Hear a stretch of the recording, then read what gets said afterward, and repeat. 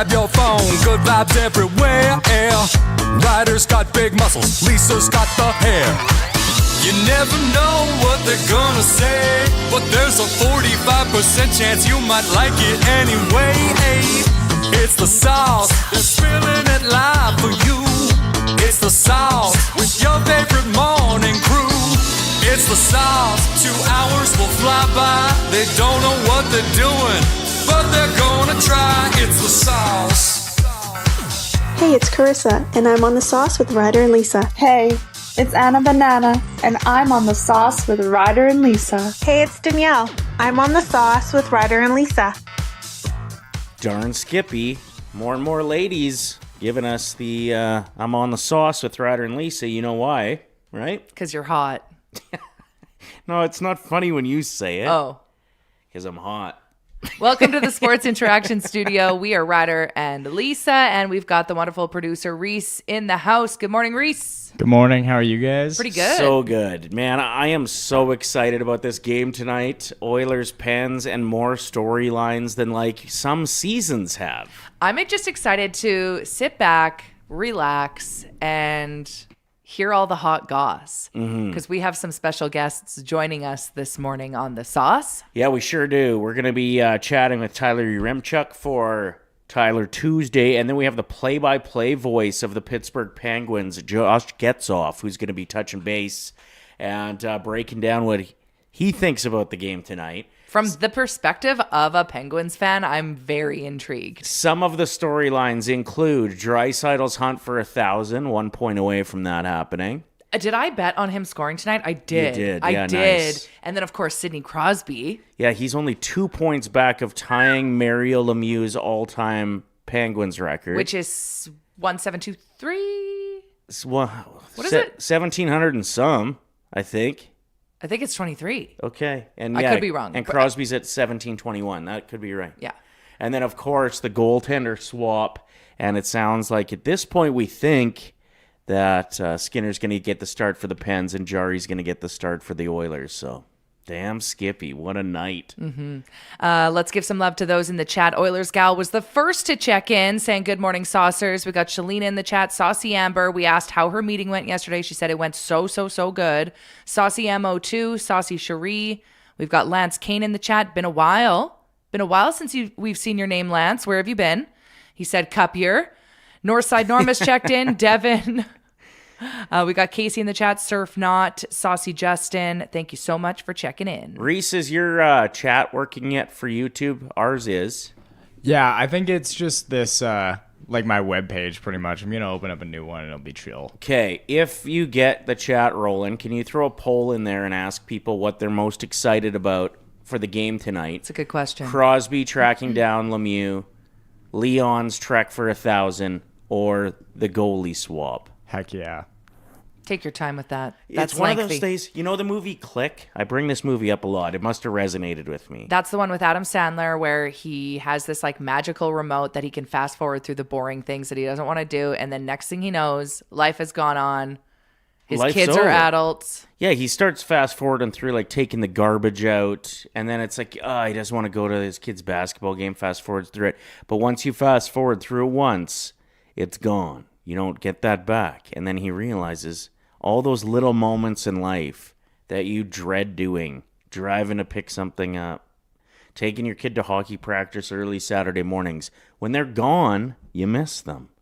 Anyway, with that said, I still wish I could fast forward today and just be sitting on my couch at 5:30 tonight for this game. I did not know where you were going with that. That's so funny. Do you guys like my sweater? It's got Gordon and Stanley on it. There was a coyote. Do you say coyote or coyote? It depends where you're saying it and who you're saying it in front of. Okay. Coyote in Saskatchewan. Oh, really? Yeah, we really get into it. Huh. Anyway, there was one just casually walking by the fence while both the hound dogs were in the yard. These wild animals are fearless. They do not care about your dogs anymore. I remember coyotes growing up being a little more scared of humans and dogs than they are now. They feels like they're running the town a bit. No, literally, it was like laughing at the dogs. Anyway, Gordy... It feels like they've got such a little hop in their step when they're walking down the back path that there's like a music beat happening, too. There was one point where I looked out the window and the coyote was filing his nails and staring through the fence being like, what do you want? Just having a dart. Doesn't care. Songs. Chilling it out with you. That's what he's listening to, maybe. Yeah, he had his headphones in and he was listening to yesterday's episode. And I was like, that's what's up. Make sure you like that video. And subscribe. Anyway, poor Gordy. I don't know what he did. He must have like jumped down from something. And you know how we had freezing rain? Now he's limping today. So serious question. We looked this up on ChatGPT and it said, if they're still limping after 3 days, that's when you take them in? 48 hours. After 48 hours, if the limp hasn't gotten any better. That's when you take them in. But right now, to those of you that are dedicated dog owners, Reese, maybe you'll know the answer to this as someone who lives out in the country on the farm and stuff. They just put them down. No, they don't. Do you wrap it up right now and straighten it out? Because it's definitely right above the paw, like in the little bendy area. If in question, never a bad idea to wrap it up. That's what I've always said. Reese, your thoughts? Reese has been too busy making your lengthy ass pole. He's not listening. Otherwise, he would have defended himself when you said they just take him out back. It's the right thing to do. No, it's not. See what I mean? He wasn't listening. He would never say that. All right, the poll is up. We want to hear from you. What are you most excited about for tonight's game? That's crazy. That's how invested people are right now, from what I'm seeing from the vote, in the Jarry versus Skinner thing. It's got a 62% Crosby passing hugely to have Mario Lemieux's, record? 12%? Leon hitting 1,000 points, 31%. That's crazy. Yeah, the goalie thing, you don't hear that much. Well, it's dramatic. Switching teams and then playing each other that soon is so badass. So I was listening to the latest episode of Ask Doobie, and he was asked, who have you played against that you couldn't stand? And his number one answer was Ovechkin. He's like, I didn't have to play him much, but every time I did, it was absolute torture. I hated it so much. Yeah, I think he said he scored on him every game except for the last time that they played each other. That's right. At least he has that. But then he said the person that makes him feel the most uncomfortable on the ice is Sidney Crosby. Yeah. Because Sidney Crosby is one step ahead of everyone else out there and knows what the goalie's next move is. He's well aware of what's going on at all times. The one, while we're talking about Crosby potentially passing Mario Lemieux, he's 2 away from tying him. Mm-hmm. Looking back at some of his monumental points over the years, he's gotten, sadly, a lot of them against the Oilers. He's had a few of his nicest plays of all time against Edmonton. But the one I'll never forget is the 2-on-1 where he had to dive and kind of use his stick sideways along the ice to tap it in. And like you said, he's just a step ahead of everybody else in the game. Everybody else in the game, that puck just goes past. McDavid might be fast enough, he wouldn't have even had to slide. He'd just be in the right spot. But Crosby had the wherewithal to dive before the pass had even released his teammate's stick and get in position to tap it in. A brilliant hockey player, and I'm just so damn thankful he's Canadian and it's an Olympic year. Okay, so speaking of the movie Click, yes. I know you want to fast forward to the game tonight. During the game, try to watch as much of it as you can, because you're right. How lucky do we have it right now that we can watch Sidney Crosby playing against Connor McDavid tonight? Even that. Yeah, exactly. So screw whatever else you had planned to do tonight. It's crazy how that's the most swept under the rug thing about tonight. Every time these guys play each other, it's oh my gosh, Crosby versus McDavid. And especially now, how many more times do you think they have that left? Yeah. Exactly. But all the storylines are just everything else. It's really cool how much is layered into this random Tuesday in December. Totally. Like I said, excited. There's some seasons that don't have this many storylines as far as big news storylines as this game has. What makes me excited is there's always juicy, incredible, crazy storylines when it comes to NFL. But NHL is having kind of its little spotlight at the moment. And this time of year, it is something to be excited about. Well, and this year has a nice mix of like the old vets are still bringing it. A lot of people's favorite teams are bringing it. There's teams that people expected to be out of playoff contention a month ago that are actually decently competitive this year. Looking at like Pittsburgh and Boston and some of those teams. So those fan bases have something to be excited about. And then you've got the young kids that are stepping up into big roles. It sucks that Bedard got hurt, but Bedard and Celebrini and some of these other, like Schaefer is playing, Wallstead is playing, unbelievable. It's a really cool time for the NHL. How old is Podkolzin? He would be 23 would be my guess. Reese can find that out for us for sure. 22 maybe? He's young. He's been really fun to watch. Yeah. When he's out there, it's like he's giving it his all. He's making every moment count. 24. 24. I would like Just to a baby. see. There's something that he's been granted that a lot of the other Oilers young players haven't been granted, and that is the tip of the cap from the big dogs. Leon loves playing with him, will tell anybody that asks him how much he likes playing with him, appreciates his game, and look at what it's done for Podkolzin's game. He's got so much more confidence than a lot of the other younger players on our team who get 6 minutes a night on the third line, and when they get out there, they're nervous as hell. Whereas Podkolzin is being treated like he is a difference maker, and so he's become one. Has it been confirmed that Skinner is playing tonight? We don't know. It's rumored to be that Skinner is playing tonight. I don't know if we have official confirmation, but they'd be Jarry stupid. has been confirmed. They'd be stupid not to put him in. Like, everybody wants to see it. Look at this. 51% of people voting would rather see that matchup than Draisaitl get his 1,000th. It's such a like odd situation to walk into. Like, I also think like as Pittsburgh, if you put him in there and he like struggles against his like former hometown team and everything, like I don't know how he would find his like he's a battler. Obviously, Skinner could find it again, but that's a tough for both of them. Think of that it's anxiety. a tough pill to swallow. That is a very we're all excited and we are counting down, but they probably don't want to do it. They're probably really scared. And I guess when I say people want to see that matchup more than they want to see Draisaitl hit the 1,000, it's because we all know Draisaitl's going to hit the 1,000 eventually. It doesn't have to be tonight. That's right. But you're not going to see this matchup again until, maybe January. The two teams play each other again, but that's Exciting it for times.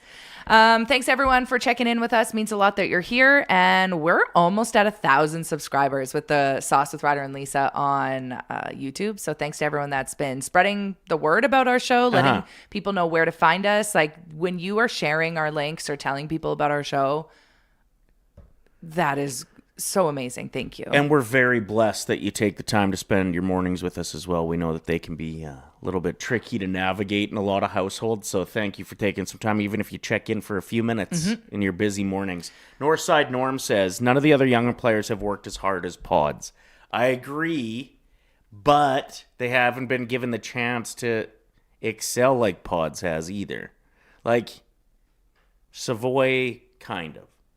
Recently, Savoy's gotten some nice ice time and some nice opportunities. Carrie, you ready we're going to talk to Tyler Yaremchuk a little later this hour, and then we've got Josh Getzoff coming in, who is the play-by-play for Pittsburgh, getting his perspective on what's going to happen tonight. So excited about that. But shifting gears just a little bit, I wanted to break down some things that will probably happen in our lifetime that might blow your mind. Are you ready for this? Okay, where did this come from? I just saw it online, and I thought it was interesting. Sweet, let's get into it. Money will fully be digital and cash will disappear. We've kind of seen coins going away slowly. Look at every vending machine. Most of them have gotten rid of the option to put coins in, and it's just tap to pay. But apparently, in our lifetime, money will be fully digital and cash will disappear. Take that. Right? Although it is kind of nice to have cash sometimes. Especially because you can spend it without somebody being like, oh, what's this little thing that you bought? Oh, no, we don't talk about cash like that it's this like hidden transaction. Relax. Oh, so how many beers did you have at Roger's Place last night? Let me count up the charges on the credit card. I don't know who's talking to you like that. It's not me. Nobody's talking to me like that, but That's what everybody thinks you're doing right now is being me. That's your Lisa voice. I'm sure a lot of people have to deal with that, and it's nice to have a couple 20s.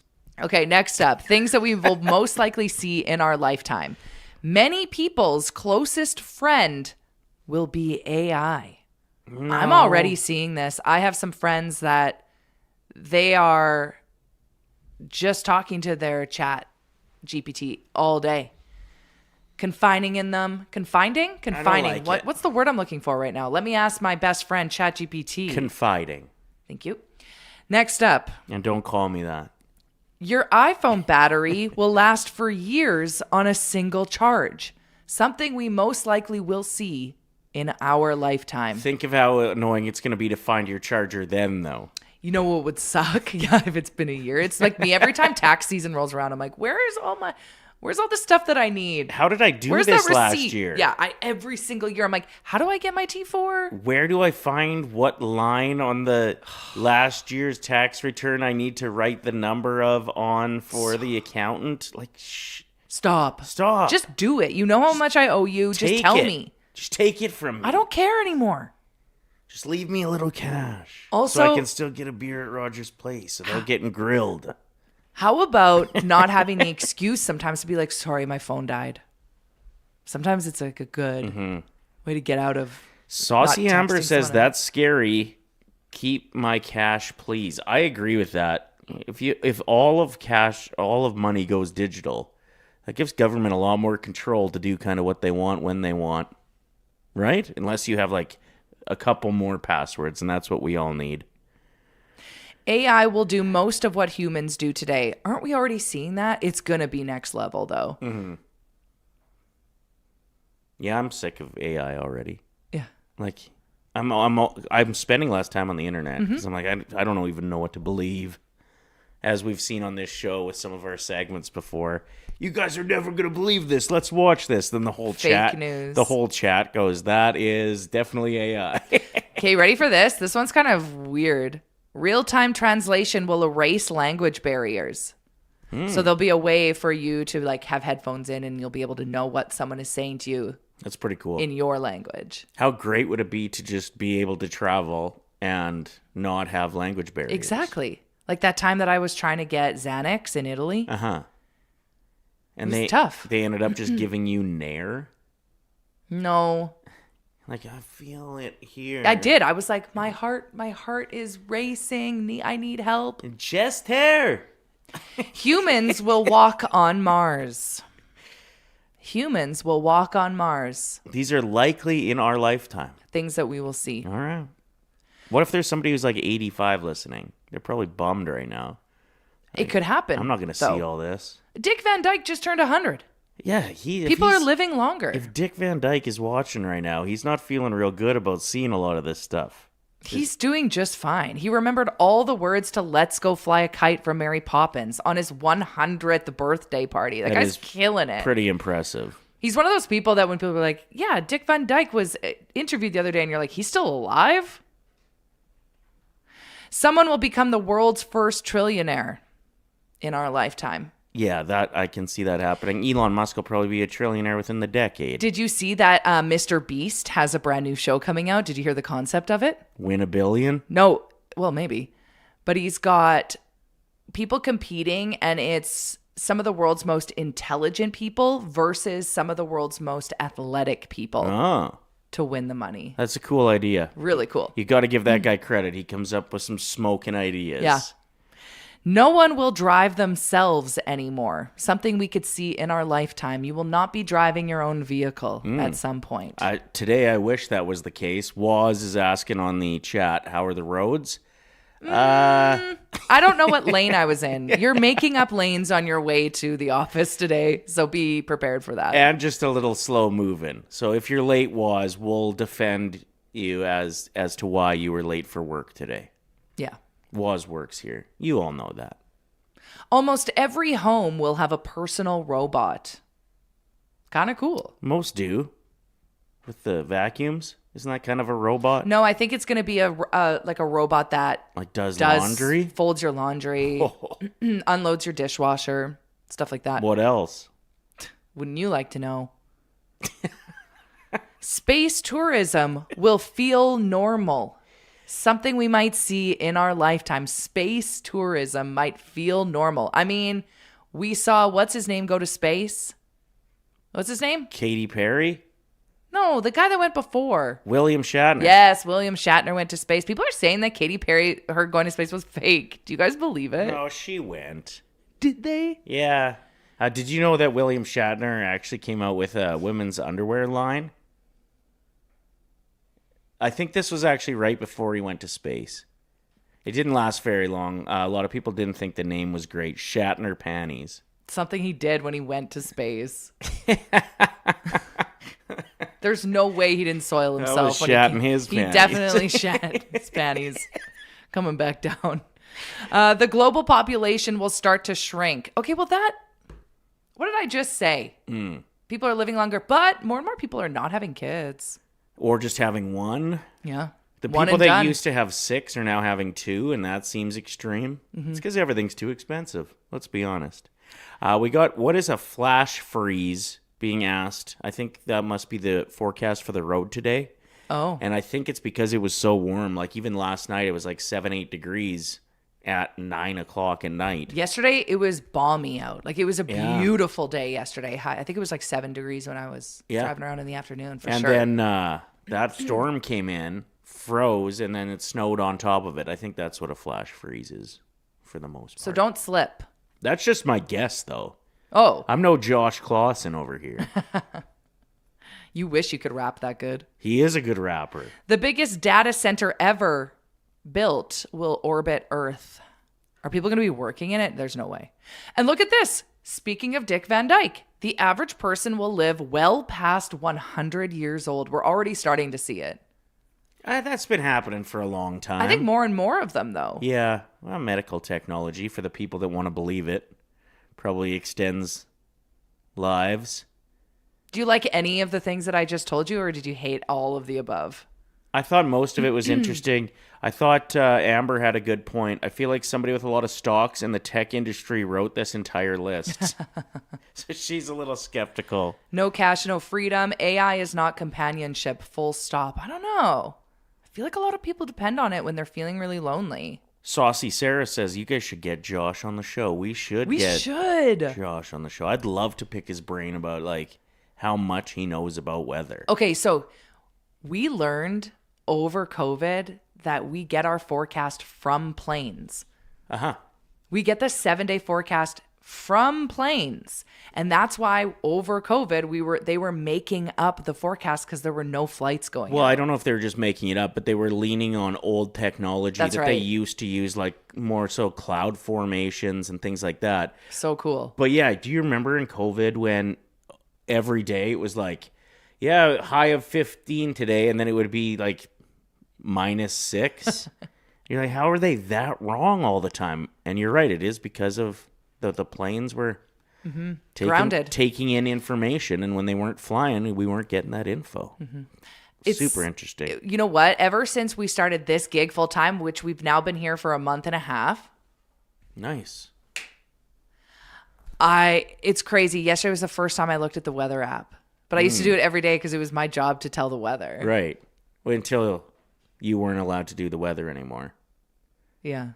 Because for 3 months straight, Lisa was giving the weather updates from Ottawa by accident off her phone on the radio. And people were like, that's not even close. I don't even know why it was on my phone. Like, you've never been to Ottawa. I've never been there.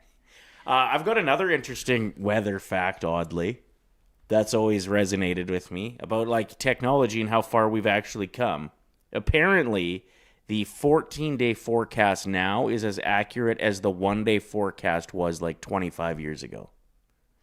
So like them telling you what's going to happen later today, Believe them. it's like what the same accuracy as them telling you what's going to happen in 2 weeks now. That's cool, right? Look at us go. We're going to be walking on the Mars in no time. I'm not interested. You can go first. Let me know how it is. I'm not going to space. No interest at all, hey? Yeah, you won't even go up a chairlift. No. That's why I don't know if we're going to Jasper for the hockey tournament. I can stay near the pond. Because I wanted to go skiing first. Go for and now I'm it. pouting, and I'm going to say, no, I guess we won't go. I don't know if we're going or not, actually. I want to That has go. nothing to I do want to with go. it. But yeah, Lisa doesn't even take chairlifts. Can you imagine? Now, do you think I have done it before. I just screamed and cried the entire time. So it's something that doesn't bring me joy and I don't want to do it ever again. I think that's pretty fair. It's a boundary. that's fine? It's just like I don't get on ladders. Mm-hmm. Scared of heights. Yeah. Yeah. Or put the comforter top on. Well, it's The hard. duvet cover. Just some things that Lisa refuses to do. Okay, let's check our poll where we're at with this. What are you most excited about for tonight's game? Everyone is saying the goalies. Well, not everyone, sorry, but majority of people. 55% are saying that's what they're looking forward to the most. And then, of course, Crosby passing Mario Lemieux only has 11%. Leon hitting 1,000 points has 35%. If you want to go vote, that poll is up in our chat. M on the chat says she's also afraid of cruises. I got offered a free cruise, and guess what I said? She said no. I said, nah, I'm good. I was like, me and Reese can take that. Double occupancy. Words are hard today. And Reese, most you in to days. go on double occupancy on a cruise with me? Of course. Nice sentence. You say it. Do you want to join me for double occupancy? On a cruise. Now say that part. Do you want to join me for double occupancy on a cruise? That's a little bit I did trickier. it really You good. did pretty good. Speaking of trying to say things, we're going to get Tyler Yaremchuk on the show today, and we're going to make him try the word on beat game. Reese said you went home last night and you ended up playing this game with your entire family when you really should have gone to bed. I did, yeah. I was trying to go to bed, and then all of a sudden I was like, let's toss it on. What if Ryder and Lisa make me do this tomorrow and I'm unprepared? So then, yeah, I gave it a shot for like 20 minutes. It's so hard. Like, some of them are easy for sure, but like, it's once you start seeing these animals that you don't know for sure what the name is. Like, there was oxes coming up, and I was Sure. like, how am I supposed to know that that's an ox compared to And like as- a bull? Yeah, it's almost like your eyes have to see what's popping up, see what's in the future to be like, okay, if that is a fox, then that must be an ox. But you don't have Right? time to You have a little bit of time. process all of that. Yeah. That's why I thought that it Lisa's was just good at it, too. boat and goat. Yeah, she just hit double occupancy like it was nothing. That's because I'm a theater kid. And every single time we went to theater rehearsal, we had to do tongue twisters. Right. That's part of the gig. Yeah. Yeah, that's true. And you've just Frenched a lot, right? What does that have to do with Well, anything? just you got your tongue going. So a study was done recently about what the most beautiful name in the world is, and I want you guys to guess. What do you think the most? It's a woman's name. What do you think is the most not the most common? Right. What is the most beautiful name? I'm Do you want gonna me to give you the first letter? No, I'm going to just guess. I think Okay. I got it. Angelica. No, That's a pretty good guess. it's not. Only because Angelica from Rugrats gives off bad vibes. Sure, but the name Angelica is pretty beautiful. It's got angel in it. It's got like a nice little zip-de-doo at the end. Reese, take a guess. What do you think is the most beautiful name in the world? That's a hard question. Just say Lisa and get some bonus points. Jessica. Oh, Said his Jessica. girl. I was actually waiting for this. I was like, he's gonna say his girlfriend's name. Attaboy. Is That it? It's not the answer, although Dangerous that is. Wade says Wolfgang. Okay, no, but when it comes to like badass names, Yeah, I one like of my friends, Wolfgang her a lot. grandpa's name is Wolfgang, and she was so close with her grandpa, and she was like, I think I might get it tattooed on me. I was like, do that. Yeah. That's so cool. Or even like the wolf pack Yeah. Or that coyote listening to the sauce. with headphones in. I could get that as a tattoo. Okay, how many letters does the most beautiful name in the world have? And I want one more clue. It has 6 letters, Okay. and it starts with the letter S.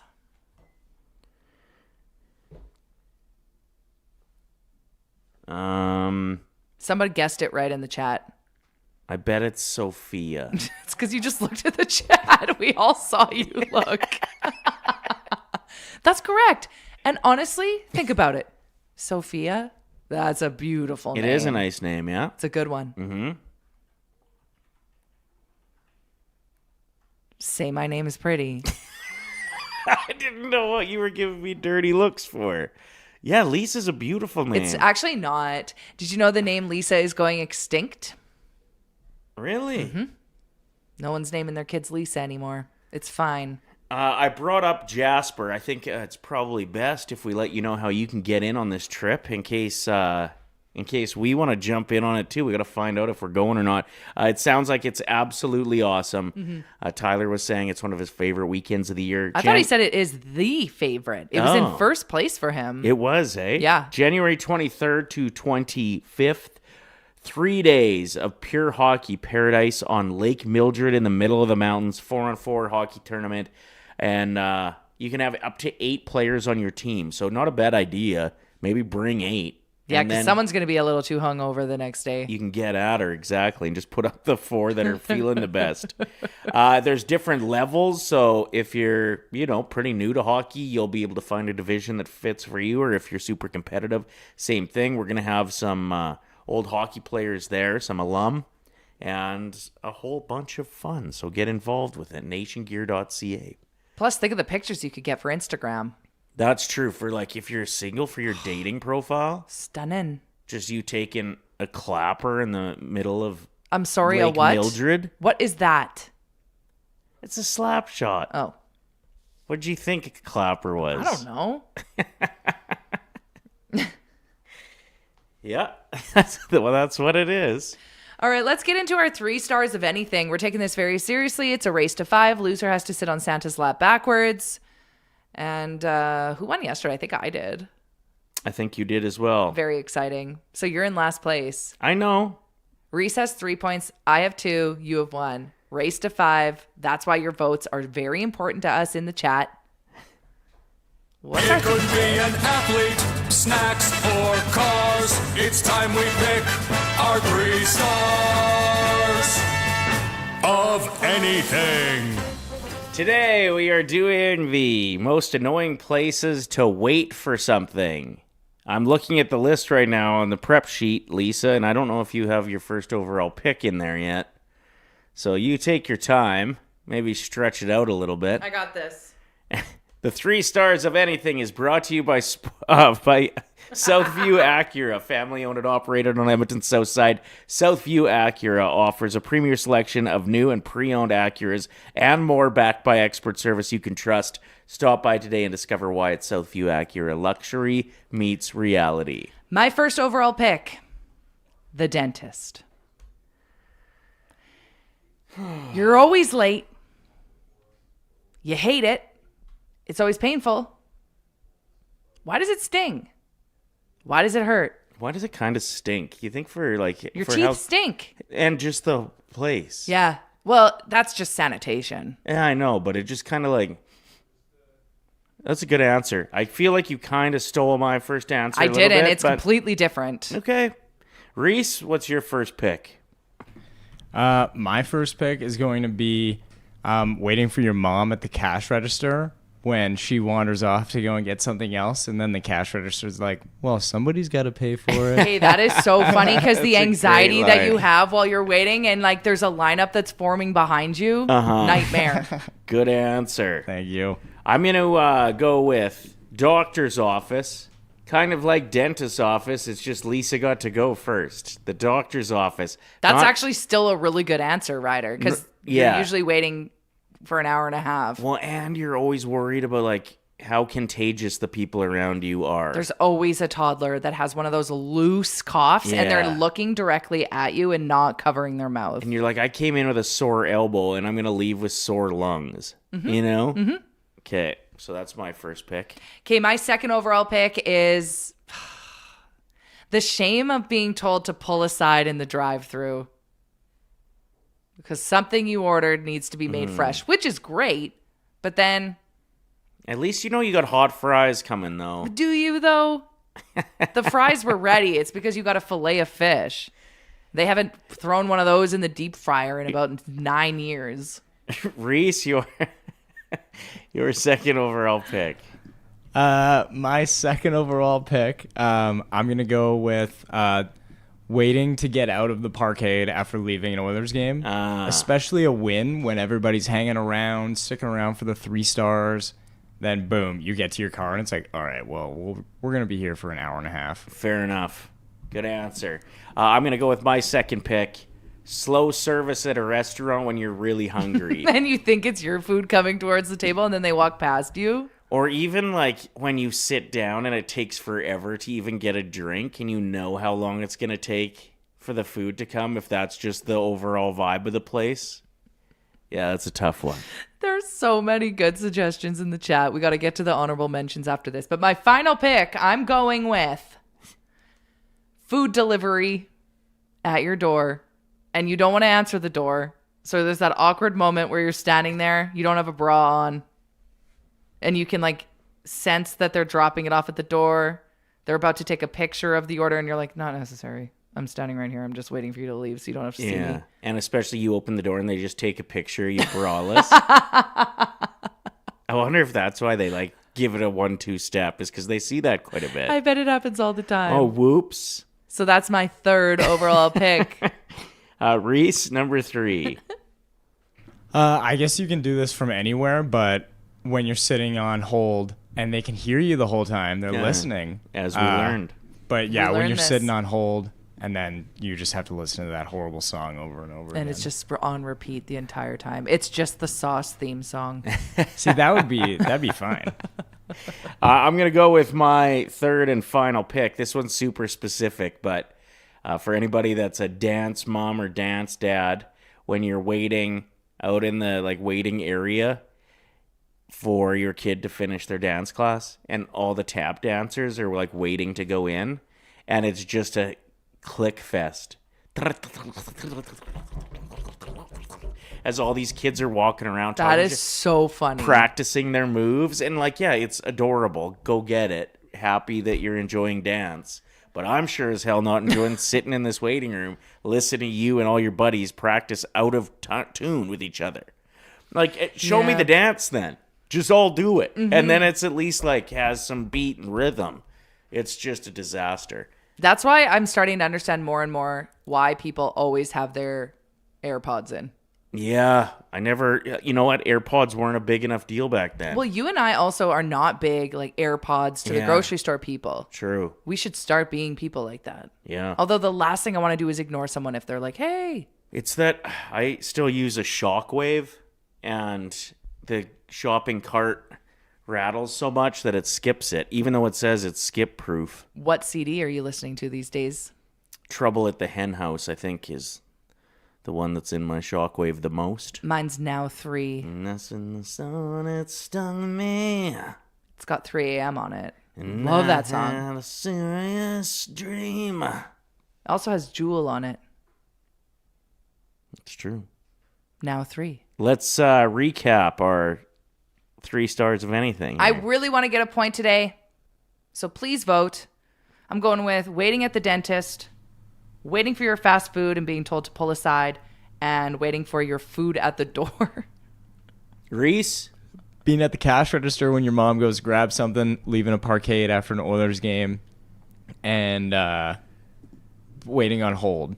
All right. I'm Good going answers. Good answers. doctor's office. Slow service at a restaurant when you're in a hurry or super hungry, and dance studios when the tap dancing kids are also in the waiting room.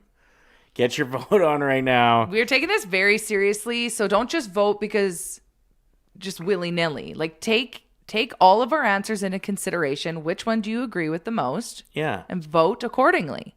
I don't know if you need to start shaming people. I'm not shaming. Well, it seems like you're talking to somebody who just votes for Reese every day specifically. Jess? No, she said she voted for you once. I asked her. Once. Yeah, and me once. She's got our back, kind You of. gotta earn those votes from Jess. That's true. Well, right now Reese is killing it. So if you're like, Reese's list sucked, get in on the chat Reese poll. always gets a good head start, though, because he's got his entire family. And he grew up on a Hutterite colony, so there's like 74 of them all voting for Reese right off the hop. Some of that story I made up. Majority of it you made up. Okay, before we get Tyler in here, I want to share with you guys a gift that I've come to realize that I have. Okay. And I don't know what to do with this gift. It's one of those things that, like, damn, I didn't realize I'm so good at blank. Like Bouchard, for example, with his slap shot. Okay. When he would have been told when he was 14, like, you actually have the best shot I've ever seen. He must have been pretty jacked up that, like, he's going to be able to utilize his gift. And so he has. My gift is I can wake up in the middle of the night and know exactly what time it is. No, you can't. Yeah, I can. This has been a thing for years. And I'm like within... What time is it right now? I'd say it's probably about 8:41. What is it? 8:41. I'm just... Did you look at your screen at all? Like probably 5 minutes ago. Anyway...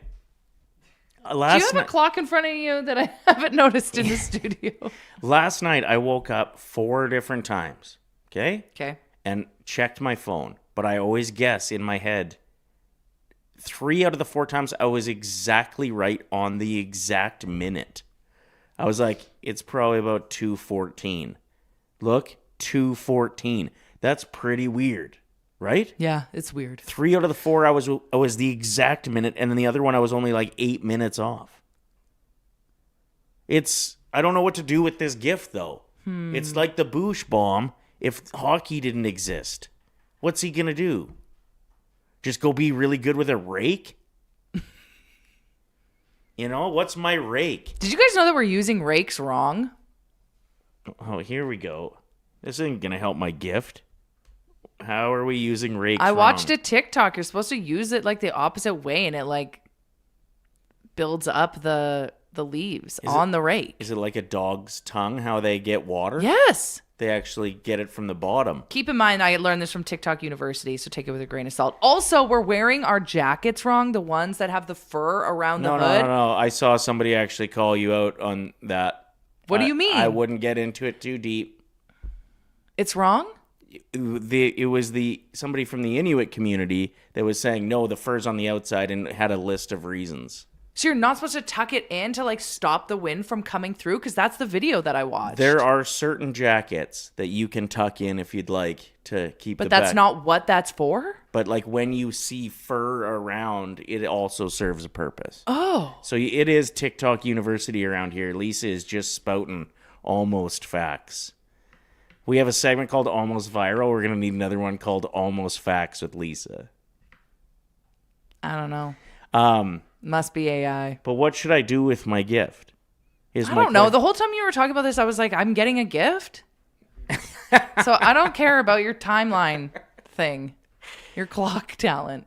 It's a really... What time is it? 8:44. What is it? 8:44. I don't know what this is. I did see something the other day on Squid Games, the challenge, where they had to like hit the button after exactly 12 minutes or whatever. Mm-hmm. And I was like, oh, I could do that. I could probably be pretty good at that. And then they all came up with different ways that they were going to count. I would just wing it. And you think you'd nail it? I'd just sit there in silence and be like, hit it. It's 12 minutes.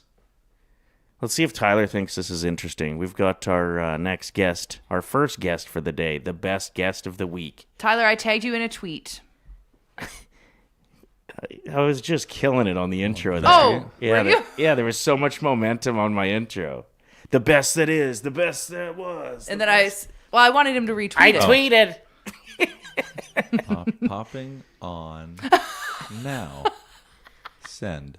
All right. First of all, I haven't seen you since the weekend. We partied. We had fun together. Yeah, I woke up first thing in the morning and I was like, God, my shoulder is just crazy. And Amber's like, yeah, because you took 5 steps out of the house party and felt like a Looney Tunes character stepping on a banana peel. Like my feet went straight up in the air, fell on my shoulder, didn't even remember it. You know what? That's the host's fault. Where's the salt? Yeah. No, I think it might have been on a city road. I think I could file a suit.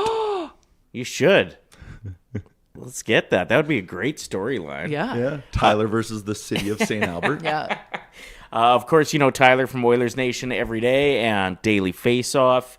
I was just sharing my gift with Reese and Lisa, and neither of them think that it's that special. But I can tell you what time it is and almost get it exactly right any time of the day. You just have a great internal clock? I don't know. I woke up 4 times last night and checked my phone, and I guessed the exact minute 3 out of the 4 times. Are you sure that wasn't just a dream?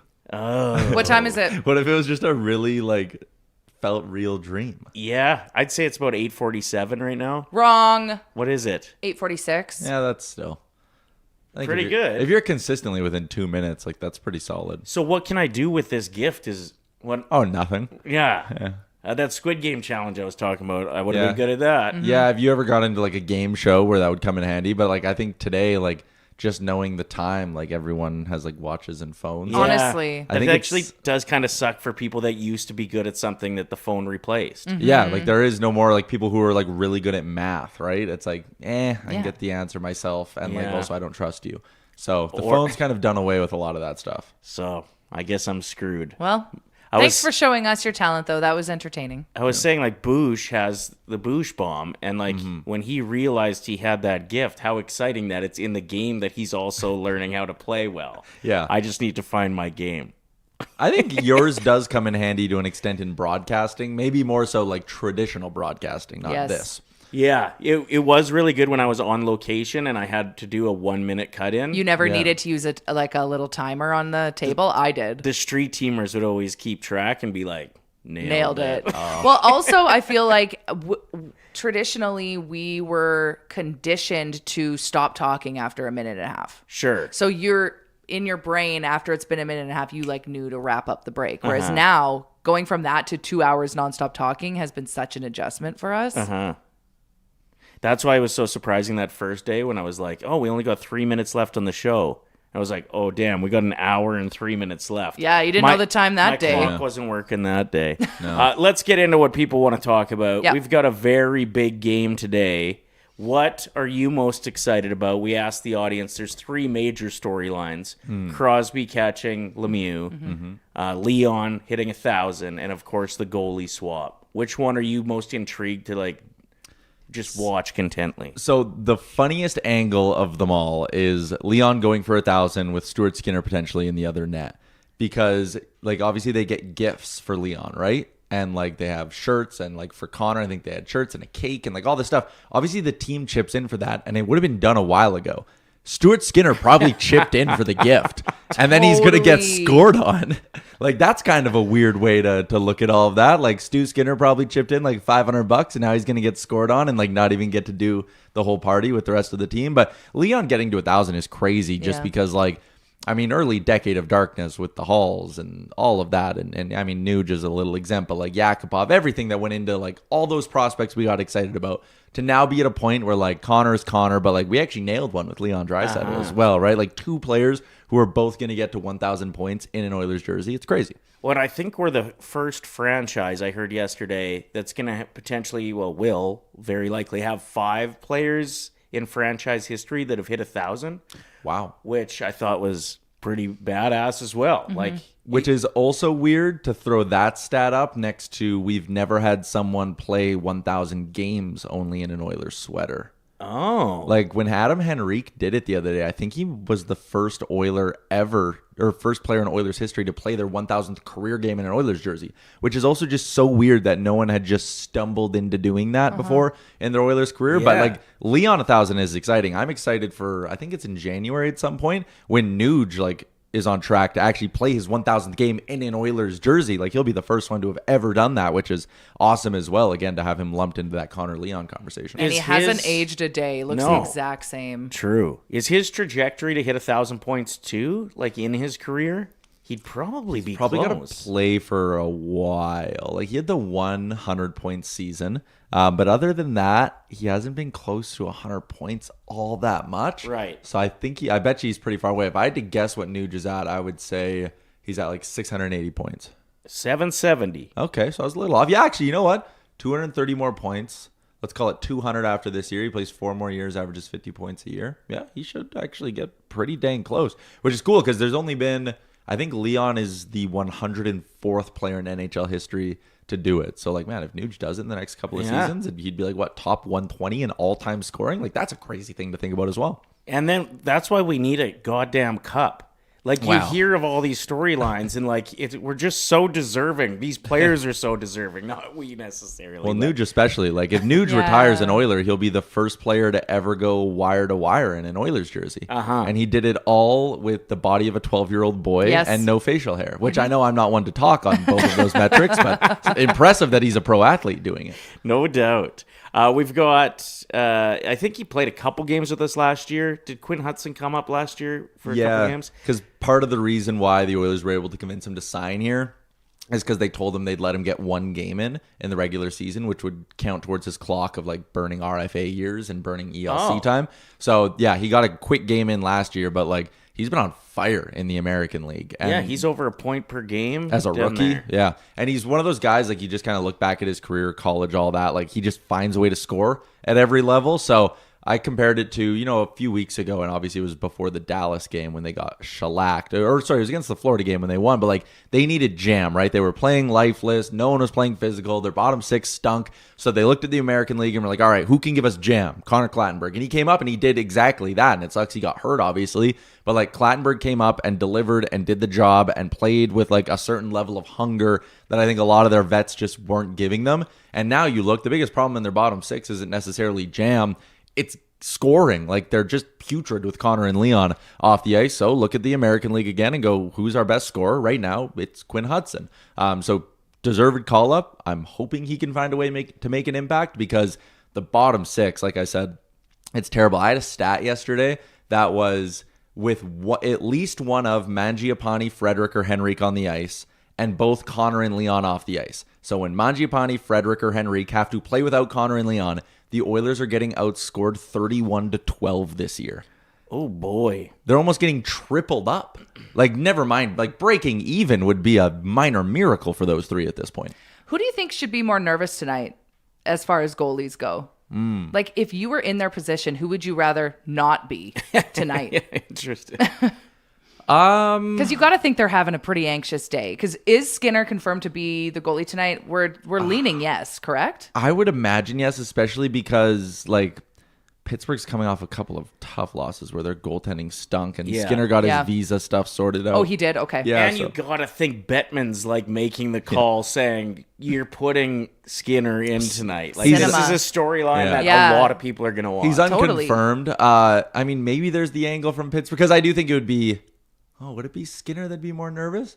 Maybe Stu's more like playing with house money. Like, if he plays bad, I think people would be like, oh yeah, the Oilers got to you. Like, of course they did. Like, if Jarry plays bad, maybe there's a bit more on the line. I don't know. It's a really tough conversation because, like, there's been reports that Stu, I don't think Stu asked for a trade, but I think Stu kind of let it be known that, like, hey, if there's a fresh start out there, like, I wouldn't hate it. Like, you go to 2 cup finals here. The narrative's become what it's become. I think behind the scenes in the room, it was a lot where, like, every bad game, it was the same old questions popping up. So I don't know if maybe he has, like, a lot of animosity. I don't know if he has a lot of, like, I want to prove the Oilers wrong because they wronged me. Like, I wish we knew more about how he felt. I know. Yeah, I would love to inject him with some truth serum and know, but, like, I don't know. That's a weird question to answer because I don't know if either guy has a ton of animosity towards their former team. Like, even for Jarry, he's sitting there going like, okay, like, thank you. Like, I get to go compete for a Stanley Cup now. Like, he's not like, oh man, I wish I was a Penguin for life. Right. It is interesting. I wonder who has the advantage with, like, all of these players having experience in practice shooting on these guys, or if the goalies have more of an advantage with all of those years of practice getting shots from those guys. I think it's the goalies. Like, I think the players nowadays get such, like, in-depth pre-scouts on these guys. Like, the goalie coaches all do such a good job of studying film on the other team's goalies, telling players where to go, what to look for, tendencies, and all of that. So I think players are almost always prepared for goalies. But the other way around, like, for a goalie to have such intimate knowledge of, like, the entire roster, not just, like, the 2 best players, I think it's an advantage for the goalies tonight.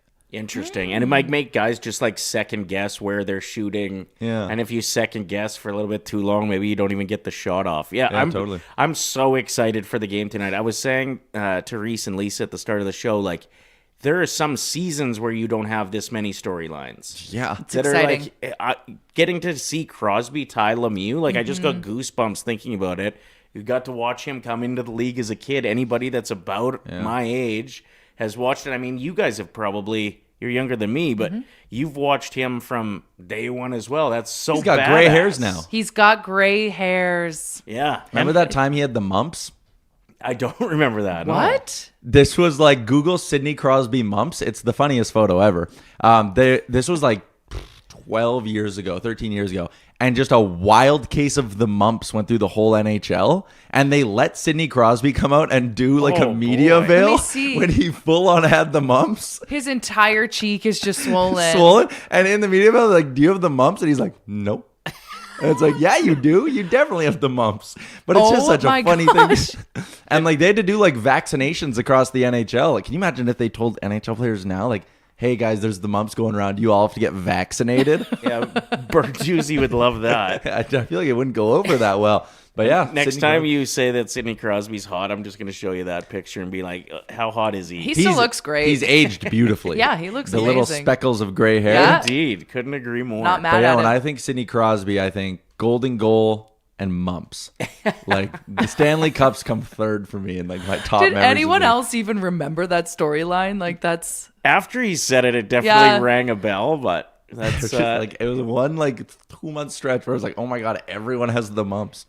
I think my favorite Crosby moment might have been that playoff series against Washington when him and Ovechkin were just trading hat tricks. Yeah. And like the games were super high scoring. And I think, I'm not 100% sure, but I feel like it was that same playoff year that the Pens had a crazy playoff series against Philly.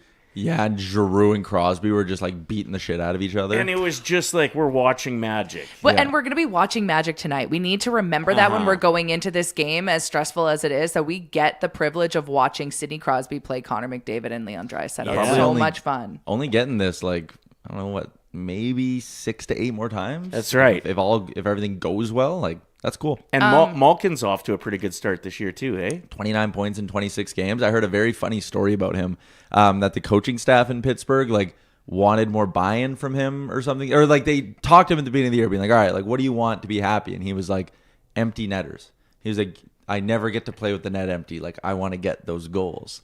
And if you go look at his numbers, he has like 3 empty netters this year.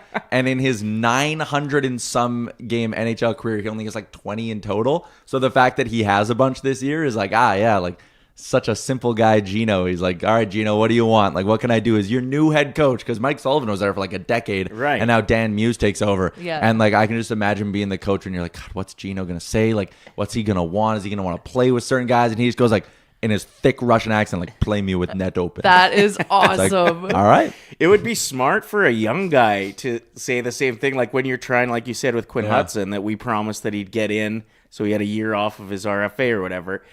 If a young guy like that was negotiating their spot, because those stats over 5 years, you got an extra 15 goals, let's say, or 20 goals. Oh, yeah.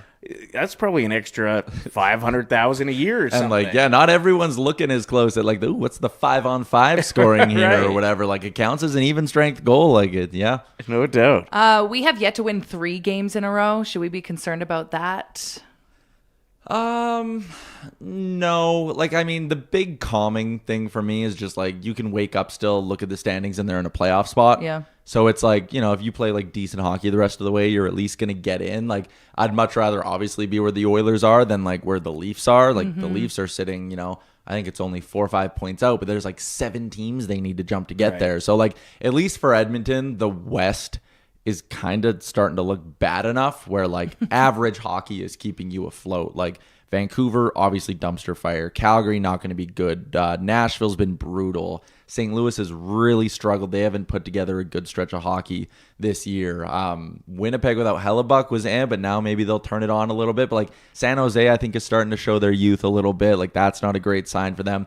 You can look in the West and see like 5-6 teams now that are like, oh, you guys aren't playoff teams. Right. And that's just good for the Oilers because, again, if you can play 550, 600 hockey, you're going to hold the playoff spot all year. The scary thing to me, though, as you look at these standings now, especially with Quinn Hughes going to Minnesota, is like you don't want necessarily one of the wild card spots. No, you want to be 1 through 3 in the Pacific, or else you're going to have like what could be the craziest run to a cup ever done. Looking at how good Colorado, Dallas, and Minnesota are, like to have to take on 2 of those. Well, and the advantage of being on the bottom side of the bracket, which again, I guess you could come wild card 1 and you'd probably be able to get in with the Pacific still. But regardless, like you're right, you need to be in the Pacific side of the bracket because if you're not, yes, you have to play them. If you can stay Pacific, by the time you get to the conference finals, whichever one of those 3 manages to crawl their way through what would probably be 2 7-game series, they might just be beat to hell. Like you might get there and be fresh as a daisy come,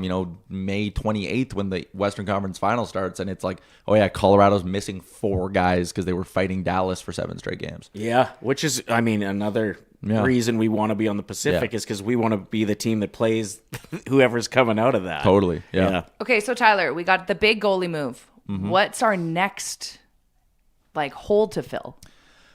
I don't think Stan Bowman would even really be able to answer that question fully. Yeah. Like I do think they want to upgrade on Calvin Pickard. But Calvin Pickard played good against Montreal, and I think every game he plays good affords him one more bad game kind of thing, right? So you probably want to upgrade on Pickard at some point, but you don't have to right now. You need some bottom 6 scoring, but the trade market probably isn't quite there for that. That's something that'll develop more probably even post-Olympic break or at least closer to the Olympic break. So, I don't know, you're going to try the Quinn Hudson thing. Maybe in January you try Ike Howard again and call him up. They have a few other guys like a Roby Jarventi playing in Bakersfield who's got some gas and is looking pretty good. So they have enough bullets they can fire in the meantime to try some of the kids from Bakersfield to get the depth scoring going.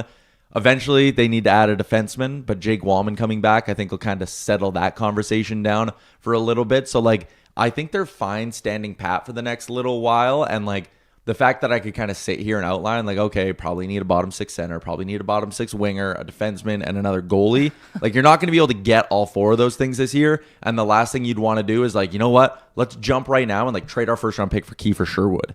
And okay, yeah, we got him and it solves a need for us. And then in January, a defenseman blows out his knee and you're like, oh shit, I wish we had our first round pick to fill what's a way more pressing hole now. I think just waiting until after the Olympic break, wait for everyone to get back from the Olympics healthy, however many guys sort of end up going, and then reassess there so that you don't spend somewhere that maybe you don't need to right now. Because again, the West sucks. So their needs aren't so pressing that they're going to cost them a playoff spot. When is Wallman back? I mean, that's a great question because, again, Chris Knobloch, liar. I think he'll be after Christmas, maybe early January would be my best guess for him. Roslovic and Kapanen, I think they're kind of saying Christmas is the target date where could be the game before, could be the game after, but somewhere in there for Roslovic and Kapanen, and Wallman's just a touch longer.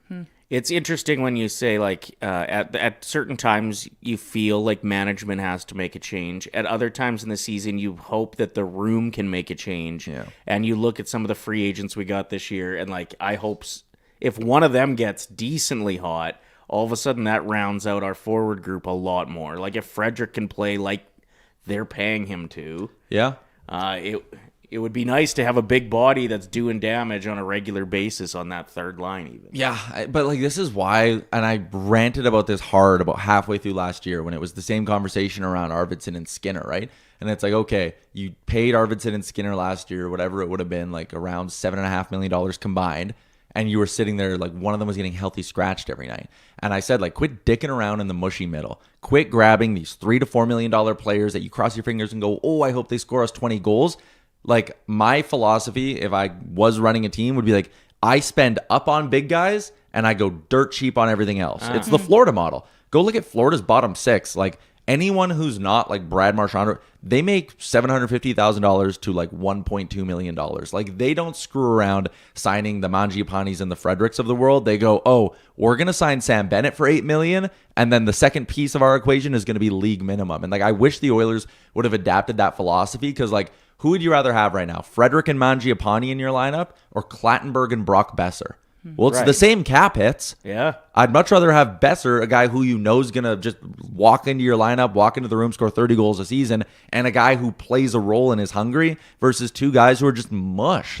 Sure, they'll score you 15 each. I mean, Frederick's not going to get there. Mangiapane might this year. Yeah. But, they're stuck in this awkward spot where it's well, they don't really succeed next to Connor and Leon, and, oh, shit, they're not good enough to play on their own and, drive offense. So now you're hoping they fill this energy role. And it's like, well, Connor Clattenburg can do that for $800,000 a year. Okay, Exactly. I have a question. This might be a stupid question, but I'm going to ask it anyway.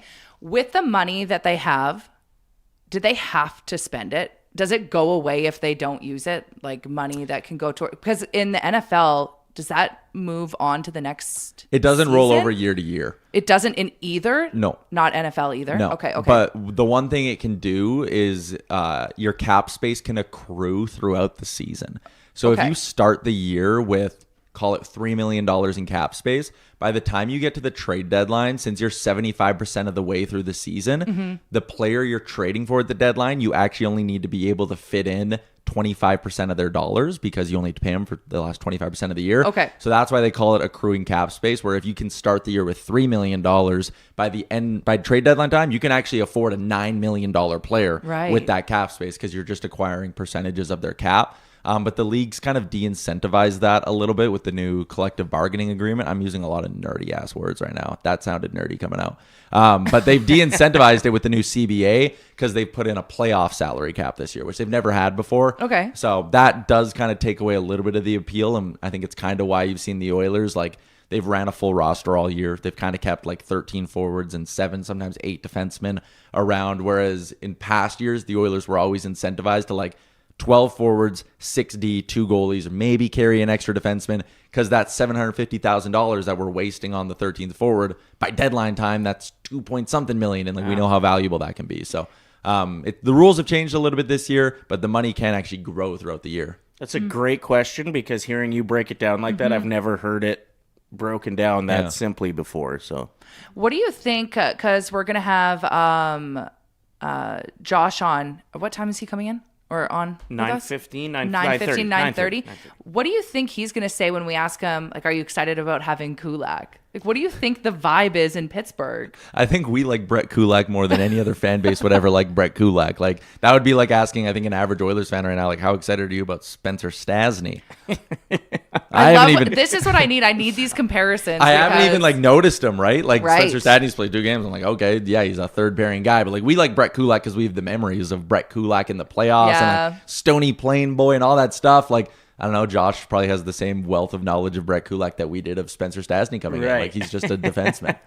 I think Brett Kulak, for me, will go down as a guy that didn't miss a game in his tenure here. That is an impressive ass stat, because he was here for a while. And like, not like some little fringe winger who like goes and plays 8 minutes a night who never missed a game. Like, 18 minutes a night, blocks 4 shots, like plays physical, all of that stuff. My favorite memory of him is when he scored a goal in the playoffs, and there was a cool photo where his head just happened to be lined up with the smoke machine at Rogers. I think and I it looks remember like, that. And the smoke's like coming out of his head after he scored. That's my favorite Brett Kulak memory. That's the best. I need to see this. He was great though. Like, even a local guy, like he was always around, like during the summers, Christmas breaks, like going to little kids tournaments and stuff like that. He was always in the community. I'm like legitimately sad he's gone. Aw. Yeah, that's right. That's And like good to know. they didn't have very many options on how to make that money work. Because everyone has a no trade clause. Yeah, also that. We've got a couple games to play with, Tyler. Hell yeah. Now, speaking of nerdy, I want to see how fast you can name. Are we going Should we just go athlete? Because I feel like he also knows his football players. Yeah. And do you want to go against him? Like, let's see if you can catch up. If you can keep up with Tyler Yaremchuk. I think he'll smoke me, but I'm down to play. We're going to try it. So I have cards with letters on them. I'm going to pull one. Oh. One's for the first name, the second for the last And I can name. go any sport? Any sport. So let's do an example first, and we'll just talk it through. Okay? So that would be... Is you this got upside them down? up. Both of them are upside down. Bear with me. So, like, first name starts with a B, last name starts with a V. That's hard. This is a hard one to V's start. a really hard name. What if I do this? Vladimir Borishevsky. You're just making up names. Those V's are tough are letters. hard. V's are hard. Those are tough letters. Okay. You just kept V? Oh. Bo Levi. That's his first name. Yeah, Brendan Little, reliever, Toronto Blue Jays. You guys, so fast. Okay, Mine ready? didn't even work because he's got 2 Yeah, first it's names. Bo Levi Mitt. Okay, yeah. this is going to be kind of hard, I think. But we're going to It's like try an it. X. Connor Zary, Calgary Flames. That was very quick. This is so fun. Okay, ready? Michael Jordan. Yeah, Michael Jordan. Oh! That's a layup. Like the most iconic 2 words in sports, MJ, or 2 letters. I don't know if you can think of one for this. Do you want me to flip them around? Igor Larionov? There you go. Whoa! That's a really good pull. That's a really good pull. Who's winning? You're quick to the Russian names. Thomas Hickey, Islanders defenseman. You're quick to hickeys. Loves them. Classic.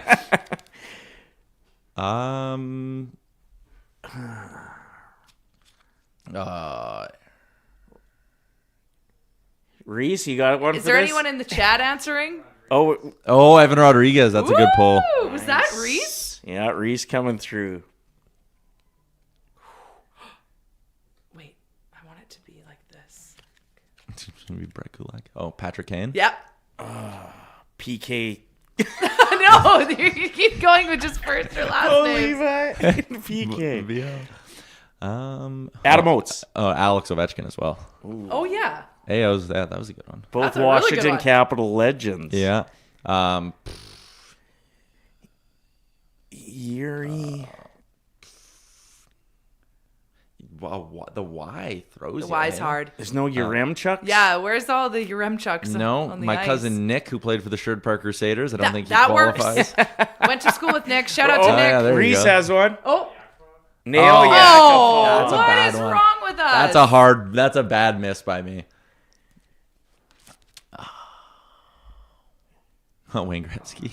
Oh, wow. How didn't I get that? Wow. Everyone and their dog got that but you. You know what I started thinking of, and I don't know why, is the name Wagorvi a name?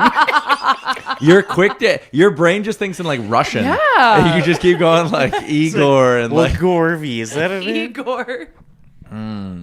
Philip Hedl, Vancouver Canucks. This is so fun. The C is silent.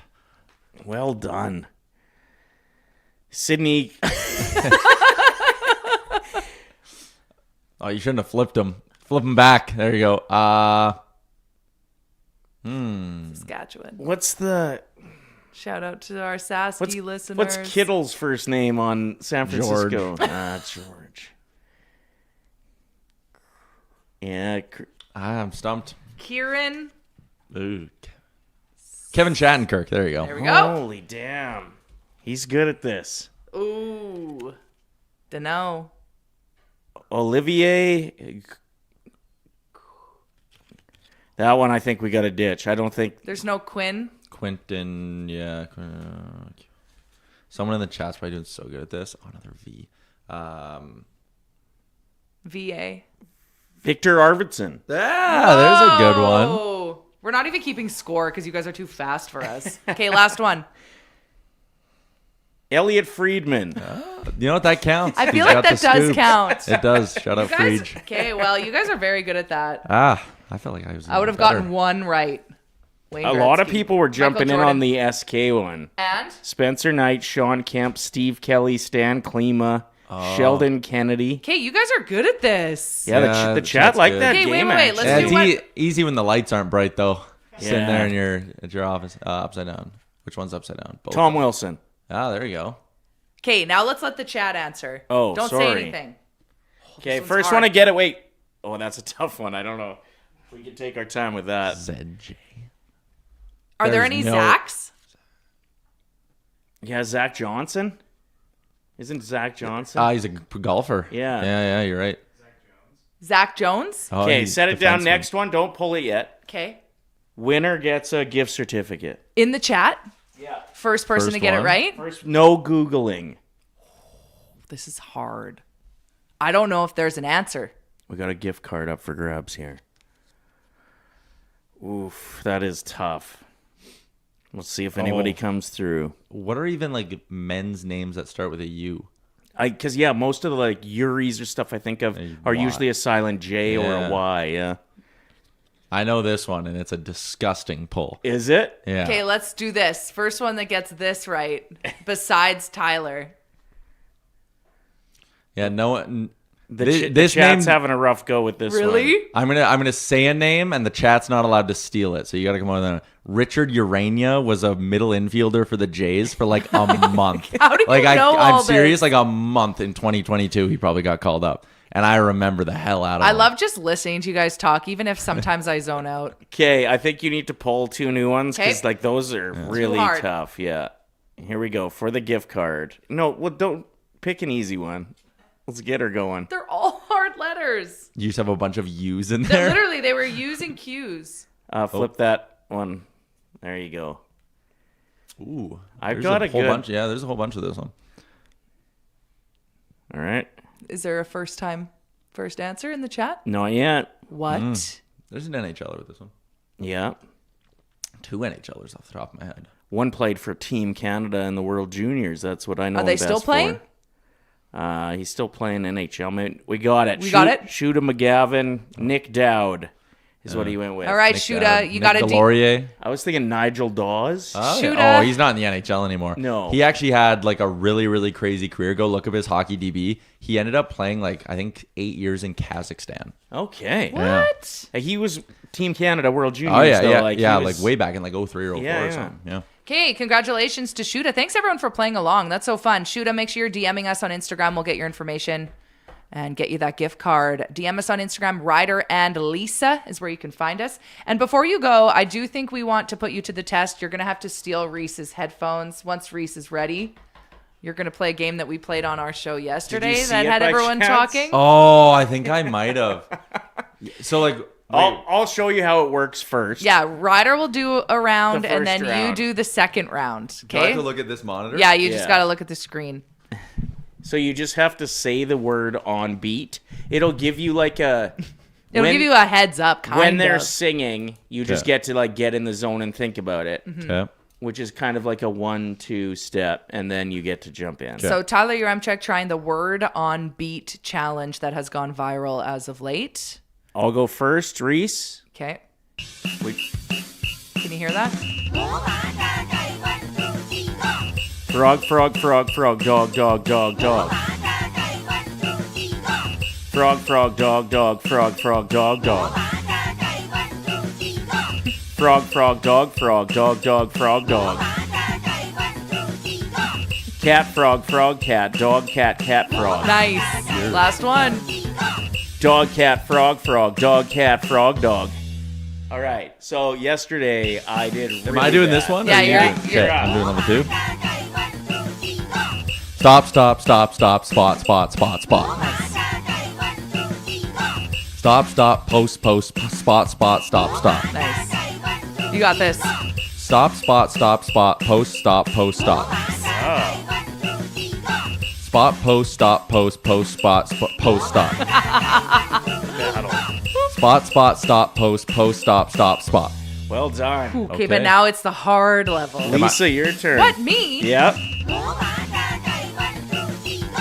Rose, rose, rose, rose, nose, nose, nose, nose. Rose, nose, hose, hose, stove, horse, rose, horse, purse, rose. Nope. This is so hard. Okay, I'm gonna nail this one. Stove, nose, hose, purse, rose, rose, horse, stove. Bang. Here we go, here we go. Nose, hose, hose, rose, nose, horse, rose. Nope. Few too I many got 1 noses out of in 5. there. 1 out of 5, not bad. Not bad. Not good. Not good. I feel like that's a good party game. It is. Reese said he was up like all night playing it with his family. Yeah. It's addictive. And there's even harder versions out there. And it's all free on YouTube. There it is. And what do we call it? The word with beat challenge? The word on beat game. Word on beat. game. Tyler Yaremchuk, where can people find you today? What are you up to? I got DFO Live at 10. I got Oilers Nation Everyday at noon right here on the Oilers Nation YouTube. And I have Oilers Nation Radio at 1:30. Or 2. I think we'll start that at 2. Yeah. Damn, Those are my busy 3 day. shows, 3 shows today. Lots of talking. And Yeah. this would have been a 4th show pretty much because you hung with us for half an hour. Yeah, thank Really? you for that. Well, half an hour flew by. Well, thank you for taking some time. We appreciate your insight. Yep. One of the best. Thank you So for good. having me on. See Yeah. you next Tuesday. Sounds great. Coming up, if you want some more hockey talk, we have Josh Getzoff joining us here in about 10 minutes to break down the big game tonight, and it is a big game. Mm-hmm. It has like playoff vibes. It's just exciting. For me, the level of excitement that I have going on for this one. What time is puck drop tonight? 5:30, if I'm not mistaken. Okay. Early start club. Another one of them early start clubs, one of the last few. Should be awesome, though. So we'll pick his brain coming up in a few minutes. What do you want to get into next? Recommend something, Yep, Lise? let's do it. That's where we recommend something. Okay, I've got a pretty good one. This is something that I've decided to start doing with my nephew. And I started probably 6 years ago. I get him a different board game every year, and then I throw in something else as well. But to have that theme makes gift giving so much easier.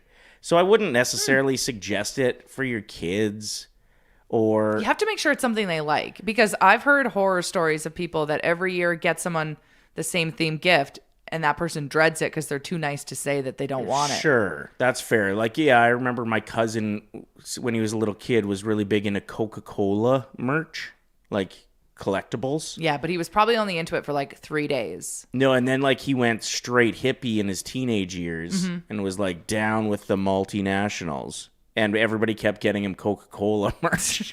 So, yeah, that didn't work out great. So you do have to be aware if they're liking it or not. But like I know for a fact my uncle used to probably just buy the gifts at the airport in Dallas. But every year I'd get Dallas Cowboys stuff. And I was always excited because some years it would be like a jersey. Be like, hot damn, uncle. That's a big gift this year. Are you a Dallas Cowboy fan? There were some years I didn't want to be, but I keep going back to cheering for them. Really? Yeah. Anyway. I never think of them. Anyway.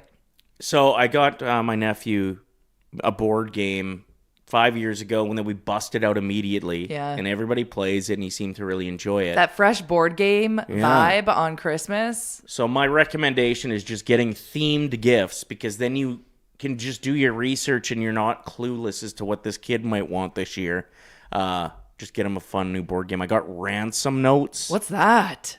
I don't know. I kind of want to bust it open and play it on the show first and see if it's fun. But didn't you do that with his gift last year? You opened it and played it and then had to get him another one because you broke that one. Yeah. I get pretty competitive. Let's not open it. Maybe we can find an online version of Ransom Note. I don't think so. We No? might just have to, if it's super fun, I'll buy another one for the show. Okay, perfect. But you get a question like, how do you explain that stain on your couch? And then you get a bunch of different words that you have to build a note with, like spilt a milkshake. Yeah. What? Nothing. That's a pretty good example of... Well, that's just not where my mind went. Well, then Maybe you're it's not allowed just to me. play the game with my nephew. I'm not going to. Good. I actually actively avoid board games. That's true. You do. That's because you're a pervert. I'm not the only one that thought it. I hope.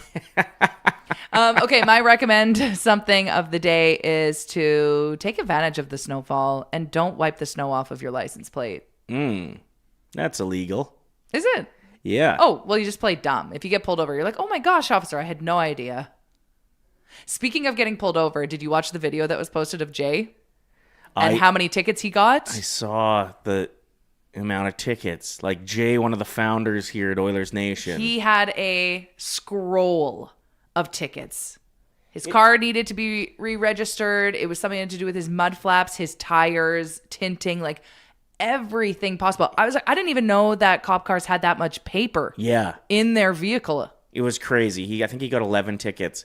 The wild part, like if you drive a Jeep or a Ford Bronco or another vehicle of the sort, you know this game. And if you get a cop that pulls you over and they're in a bad mood, they can give you tickets for everything on your unit. Mm-hmm. Like, I think he got one ticket for each of his tires that was sticking out farther than the vehicle. Yeah. And then he got a ticket for each of those mud flaps for not covering the entire tire. But then he also was like, here, take these tickets, but if you go in, you could probably negotiate. Like, then don't give them to me. Well, or just, can you not put that on one ticket? Like your tires extended farther than your vehicle rather than one ticket for each tire? Who's driving around with just one big tire on the backside?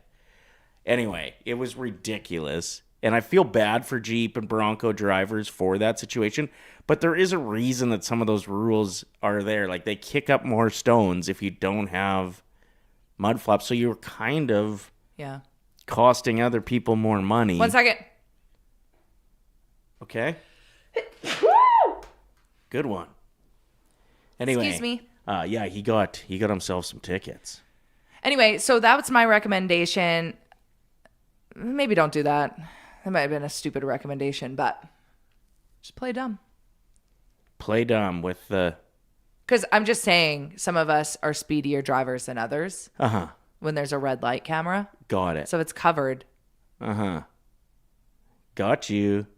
Didn't see nothing, red light camera. We got this message that said that cop was in a bad mood. And then we got 2 people saying, bless you. Oh, thank you. Oh, for your sneeze. I thought it was for your recommendation. I was like, what? That wasn't very saintful. She shouldn't be blessed for telling people to not wipe their license plate, the snow off of it. Yes, that cop was in a very bad mood. I would imagine that gave Jay all those tickets. Okay, so moving on. That was recommend something. Where we recommend something. Take it or leave it today, honestly. Okay, so I wanted to just talk about the fact that it's almost 2026. Yeah. And I came across something that is how to do a hard reset on your life before the new year. Are you ready for this? So rather than like leaning on resolutions. It taps into resolutions a little bit. Okay. There's something called the Wheel of Life exercise that people are doing before 2026. So you rate yourself from 1 to 10 in each of these categories. Health. 10. Well, be truthful when you answer them. Oh, do you want me to answer them right now? Yes. Reese, you're in on this too. Rate yourself from 1 to 10 in each of these categories. Health. 7. 7. Career. 10. Yeah, I like Good I like answer. this, Good Joe, a lot. answer. 10. Let's get it. Finances. This is starting to get really personal. Oh, okay. Maybe keep those ones to yourself. Partner.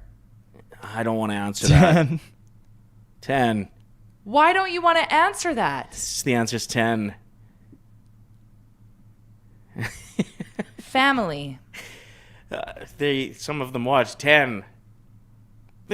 I think this is something you should do in private, is the vibe I'm getting. You're probably right.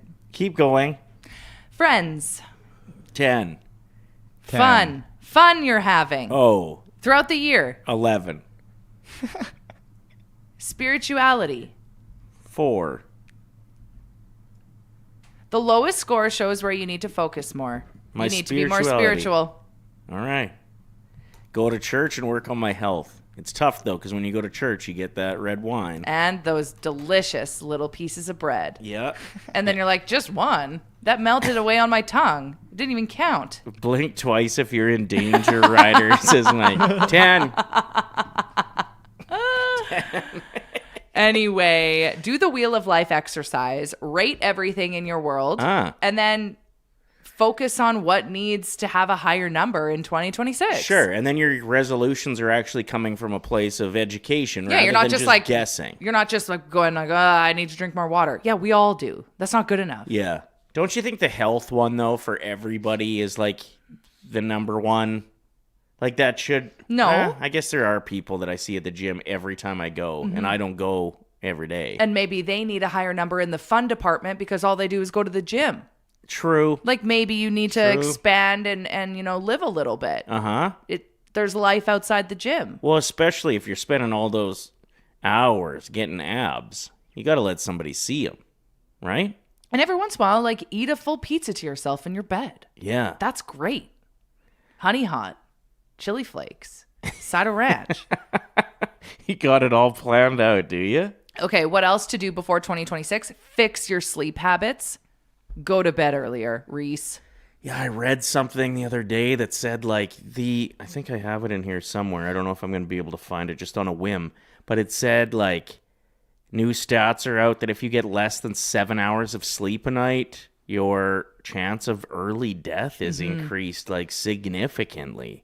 And I would say most of the people I know do not get 7 hours a night. No, and it almost seems like some people brag when they're like, oh, I've only got 3 hours of sleep. Like, that's not good. I'm worried about you. I was thinking that the other day because we switched from getting up at an ungodly hour. Like, we were getting up at 4 a.m. for years. Lots of years, 20 years. I got up at that stupid-ass time of day. And then now we've switched it. We're getting up at like 5:30. I cannot tell you the difference in quality of life. Like, there's a stretch there where I hit the gym like 15 out of 18 days.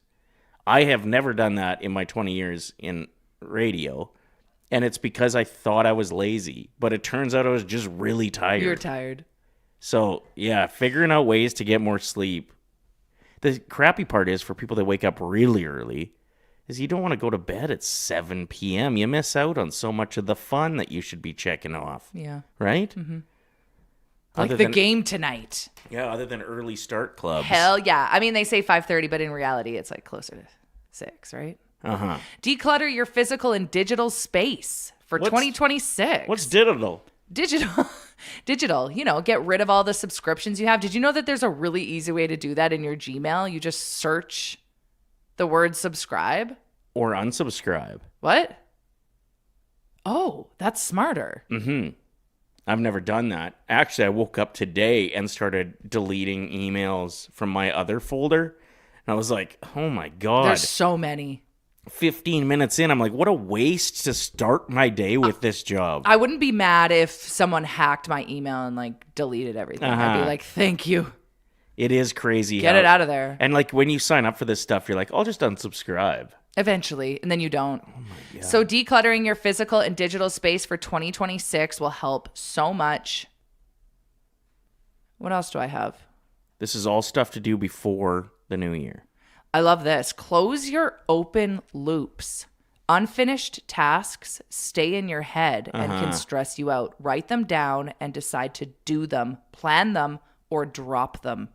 Do you remember the little tip that we got years ago that was like, if it takes less than a minute, just do it. Just do it. Yeah. No matter what. Even if like you're walking through your kitchen and you see there's a couple dishes in the sink, like you could walk by it or you could just clean them. If it takes less than a minute, you're not allowed to walk by it. Yep. New rule on the show. That was our buddy Grant's New Year's resolution. I think he did it for like a couple months and said life was significantly better because there wasn't just all of these random little tasks. Create a stop doing list. Not everything needs to get done. So write down what wastes your time and energy and start removing it in 2026. These are some great tips. Somebody said the game is tomorrow. What? I don't understand. Oh, there's people from other countries that are messaging each other about the game. In our chat? Yeah. Cool. Oh, Reese won the 3 stars of anything again. You and I tied. Does that mean we both? No. Oh, no. How does it work? I'm ahead of you now. There's just another vote came in. Shut up. You just voted for yourself. No, I didn't. It doesn't matter who gets second or third. Oh, yeah, true. It's there's just because Reese. 1 point So awarded. Reese has 4? Yeah. So he could win it as of tomorrow. If he wins tomorrow, you're sitting on Santa's lap backwards because I have 2 points and you have 1. Correct. And ask me if I'm thrilled about it. Get arrested at the mall. Yeah, you're going to get banned from whatever mall we filmed this in. Like Santa would be so pumped if it was you. Not me. We'll see, though. He might be thrilled. Yeah, I don't think so. That's crazy. People in the chat talking about how the Oilers game starts at 2 o'clock in the morning. Surf not in England. You staying up for that? Yeah, what time is it? We were just talking about how important sleep is. You got to think staying up for a game at 2 in the morning. I remember I was talking to somebody online and they said that their boyfriend, maybe this is Surf not, but their boyfriend lives in England and hasn't missed a game in like 5 years.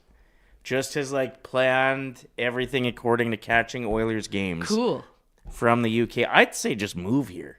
Housing prices are pretty good. We should start highlighting fans that aren't in Edmonton. And the amount of passion that they have And like, what started it? I'm always interested in that. Did you just see a McDavid highlight and you're like, oh, this is it for me? I think that's how it starts for a lot of people. How many fans do you think were created? I love it when they play the Leafs and this happens, because there's a lot of little kids out there that are like easily influenced.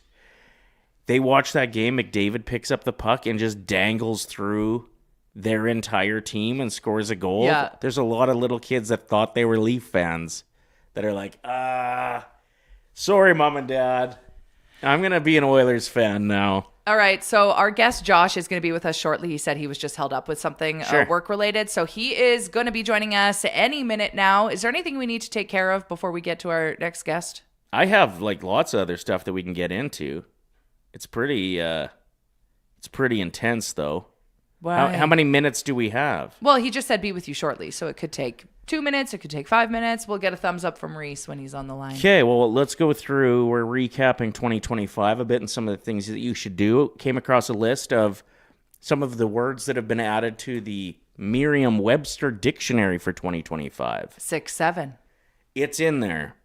It's in there, but like, what's the definition going to be? Something stupid that pisses everybody off? Except for when you do it and then you feel cool? Yeah. Also, it's a little too close to... Well, you're doing it the wrong way. You know? That's not how it's supposed to be done. It's supposed to be more like this. You're doing it like this. That's wrong. You do it like this? No. It's like this. Yeah. You're bouncing them. Anyway, let's move on from that. Slop is one of the words that is being added to the Slop? Merriam-Webster dictionary. How is that not in there yet? Well, it would be in there, but there's a new term that's going in with it. Oh, okay. So slop for like pigs is already in there. Correct. But the new one is for like poorly put together AI content. People are calling that slop. Okay. If it's like AI, but you can definitely tell it's AI. Okay. Or like when you try and Photoshop something. Digital content of low quality that is produced usually in quantity by AI. Slop. There's gerrymander. What's that? Which is, if I'm not mistaken, like constituencies for political reasons changing where their borders are in hopes to sway votes in a different direction. Okay. So there's places that are changing the landscape, I suppose, of their voting area. That's a big one this year. We don't like that one. Performative. That's not in there. And I don't know what it means. I don't know what the new definition of performative is. Like when someone's like just doing something to... Yeah, they're lying. That should still be in there. Have you heard that in like a new 2025? Yes. Okay. I've seen it with like people that are crying on camera during an interview, and it's all performative. It's all for you do that a bit on social. No, I've thought about it. I've thought about it. When I am sobbing, I'm like, oh, I bet I'd get a couple likes if I posted this. What are you going to pin it on? I don't know. Maybe you not saying 10 when I asked how your relationship is on a scale of 1 to 10. It is a 10. I was looking over at Reese because I was making sure he's smart enough at his young age to also answer 10. You said, I'm not answering that. I didn't want to answer any of them. The one before you asked me was, answer that one very confidently. What's your financials from 1 to 10? Why don't we do a quick, here, Lisa, let's do a quick quiz on 2025. How much money do you have in the bank? I'll answer that. What's your password? I can answer that. Well, pretty easy to guess my password, actually. No, don't start doing this. Check it out. Also, while you're in there, can you delete all my emails?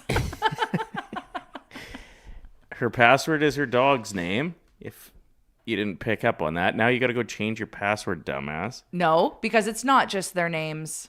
It's other things, too. Okay. I'm not that dumb. It's also my favorite food. Touch grass. Also one of the words that's being added to the Merriam-Webster dictionary for this next year. And 6-7, as you pointed out. You can't say it without doing the arm movements. But don't do the arm movements like me, apparently, because I do them a little bit wrong. Should we keep ripping through stories until we get this guy locked in?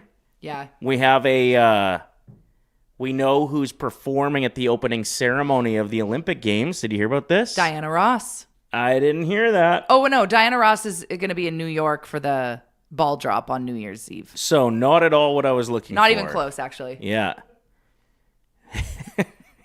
Please tell me it's not the Jonas Brothers again. What a nightmare that was. What a waste of time and money when they at the World were Series. Flown in to perform at the World Series for a 1.5 minute long song. It's going to be Mariah Carey. She's set to perform at the opening ceremony of the 2026 Winter Olympics in Milan. And that's taking place February 6th at the San Siro Stadium. The 2024 games in Paris featured two big names kicking off the show. Do you remember who they were? Why would I know this? I'm putting you on the spot. What's the question? Who had this job that Mariah Carey has for the 2026 Winter Olympics, opening the show and in Paris in 2024? You'll remember vividly once I tell you. Both of the performances were fantastic. The Weeknd? One was by a Canadian. No.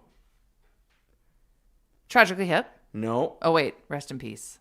You're talking 2024. 2024. Ooh. Sorry about that. Swing and a miss. Swing and a miss. I don't know. You don't remember Lady Gaga walking through like the streets of Paris? Oh, yeah. And performing? It was incredible. Yeah. And Celine Dion. Oh, yeah. You should have got those. I know that you're giving me a bit of a dirty look for putting you on the spot like that, but... No, I remember being emotional watching Celine Dion. I posted a selfie after. Just kidding. You crying. What's that called again? Performative. And Celine Dion had a performative moment when she was on the tower singing. She had a big scarf on. Yeah, it was beautiful. A lot of people didn't think that she was going to be able to pull it off, too, That's right. because she was dealing with her illness. Right? Mm-hmm. And like they were like, will she, won't she? And then she came out and just ripped. So good. God bless good Canadian artists. Mariah Carey is going to be like, go girl, give us nothing, though. Because she doesn't really move. She just stands there. But the vocal performance will be 10 out of 10. What if she comes out and just confuses everybody and it's just, and all I want for Christmas is you. That's not confusing. I listen to that year round. February 6th. If she comes out and sings All I Want for Christmas Is You, you don't think that's going to be confusing for the people? It's one of her best songs. You don't listen to that? For the kickoff to the Winter Olympics, you think her singing a Christmas song makes sense? It wouldn't. I don't think it makes sense, but I wouldn't be upset if it happened, is what I'm saying. That's fair. Appreciate that. Shout out to D2C in the chat who's having an extra large Slurpee for breakfast. Shout out. Nice. Let's give some love to everyone in the chat. Saucy Amber. We got Devin checking in. Saucy M. We've got Thomas who tunes in from Pittsburgh. He said, hey guys, busy this morning, but wanted to say go Pens. Hopefully Stu versus Jarry tonight. Yeah, we're going to pick Josh's brain and find out what the heck is going on tonight. Thanks for checking in from Pittsburgh. Means a lot. Mikey, Shuda. Thanks for writing in the chat. Lisa is grilling Ryder today. I am? Yep. I would say. Didn't you say you wanted to do a Riesel's Court today? We might have to move that to tomorrow. We might not have time today. Yeah, if we still don't got our guy though, I think we're good to go into Riesel's Court. I have other stuff No, because too. Reese is too busy dealing with our guest. That's too much work for him at the moment. He can't juggle all that. Okay. Next up then, there is a family in Washington that has received packages that didn't belong to them.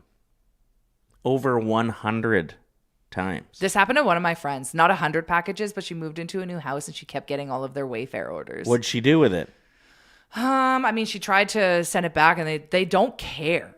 Like, they're just Right. like, keep it. They make so much money. Yeah. They're just like, here, have it. There was a chandelier that she got and we looked up the price of it and it was like $3,000.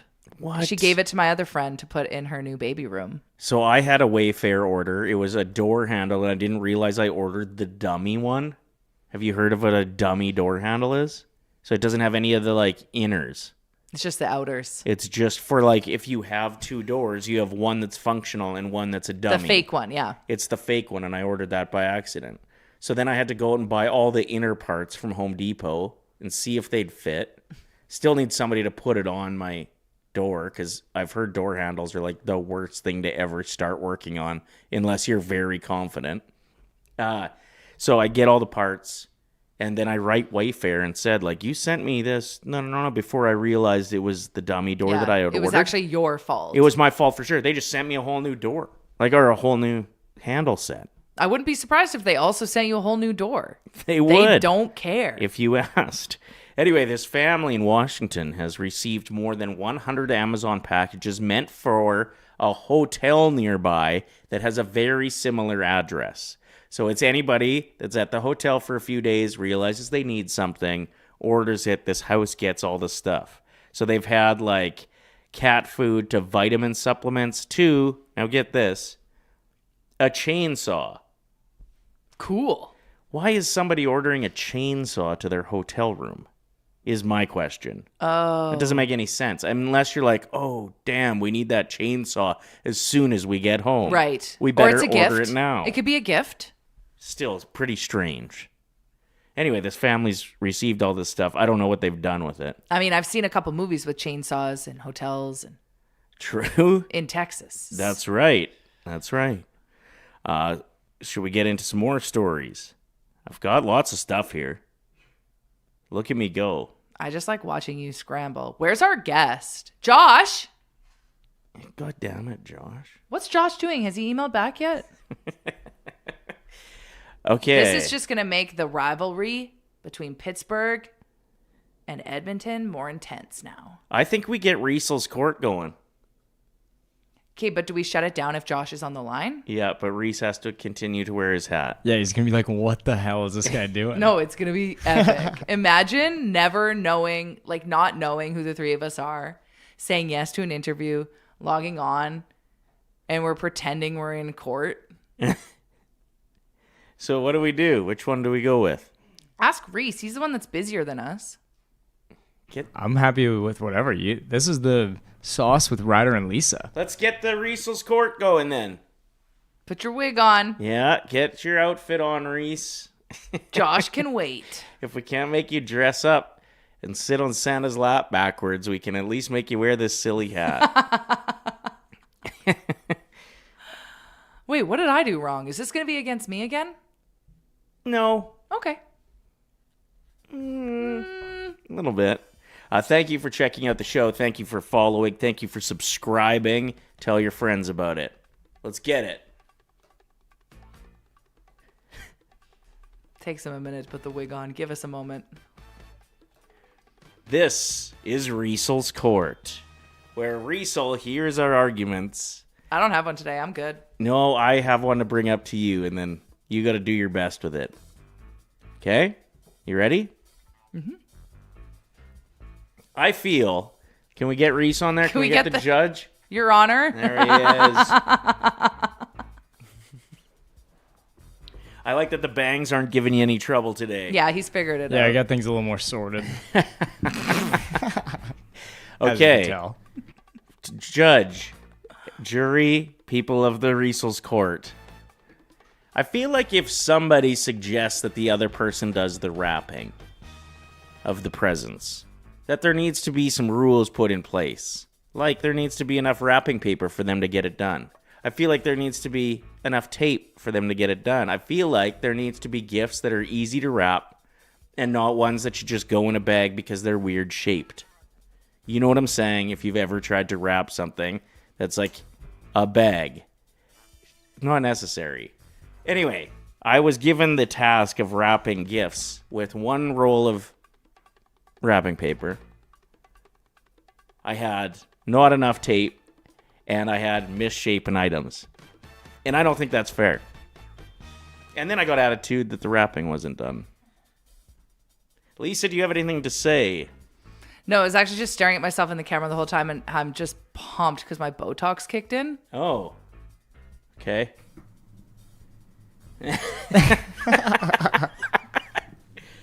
Oh, Is our guest here? we have a guest here.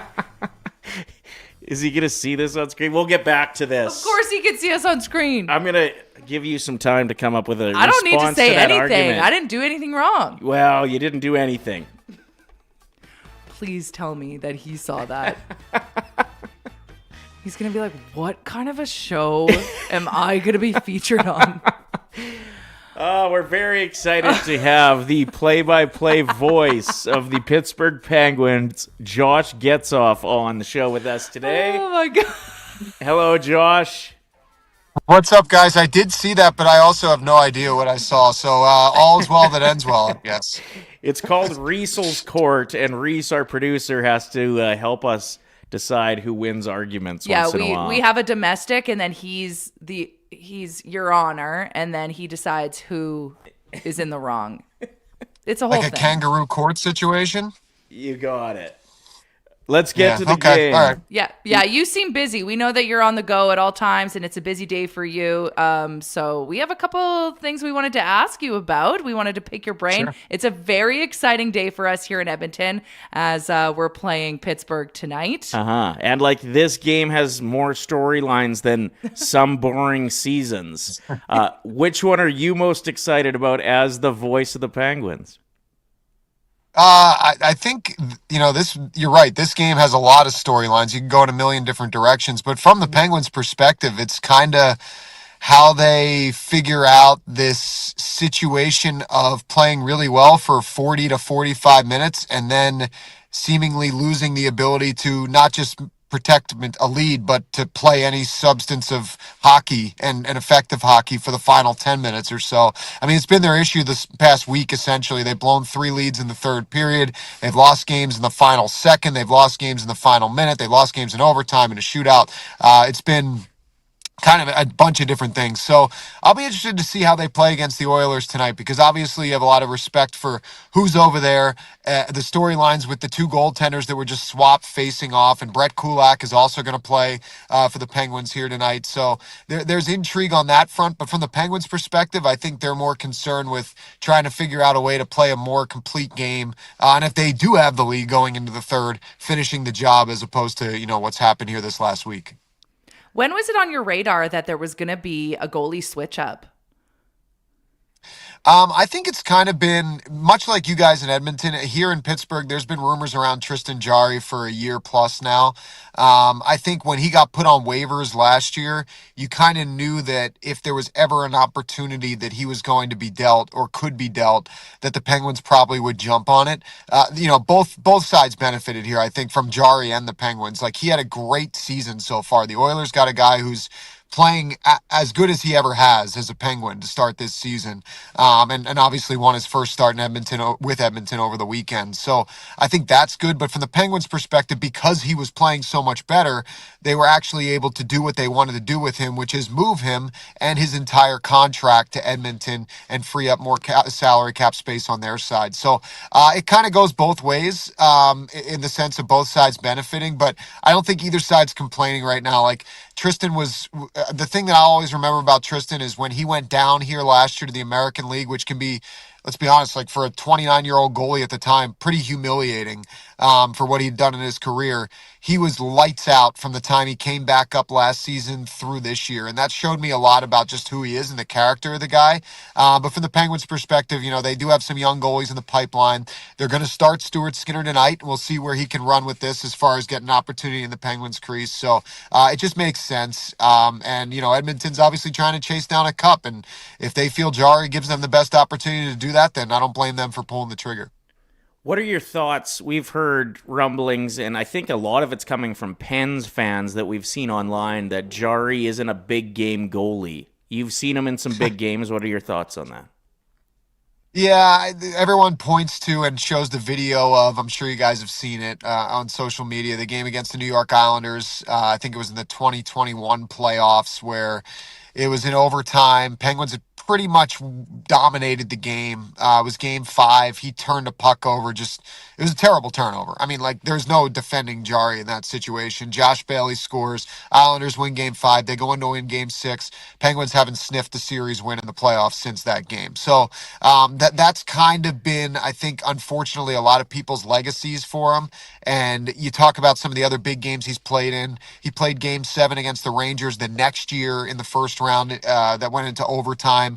New York on a power play scores the game winner. I don't know how much of that is his fault. He had come back from an injury and maybe came back even a little early to try to backstop his team to the second round. So I think that Penguins fans tend to be I've said this to them to their faces, so I don't have a problem saying it here. They're very spoiled. Like, they expect things to go correct because it has for so long here. And Tristan he had his ups. He definitely had his downs. And some of those downs were in the biggest moments. But the full body of work, I think when you look back on it, he was solid. Like, not spectacular. He was solid as a Penguins goalie. He made the All-Star team twice, scored the first goalie goal in franchise history. Like, there are moments for him that are going to bring a positive light.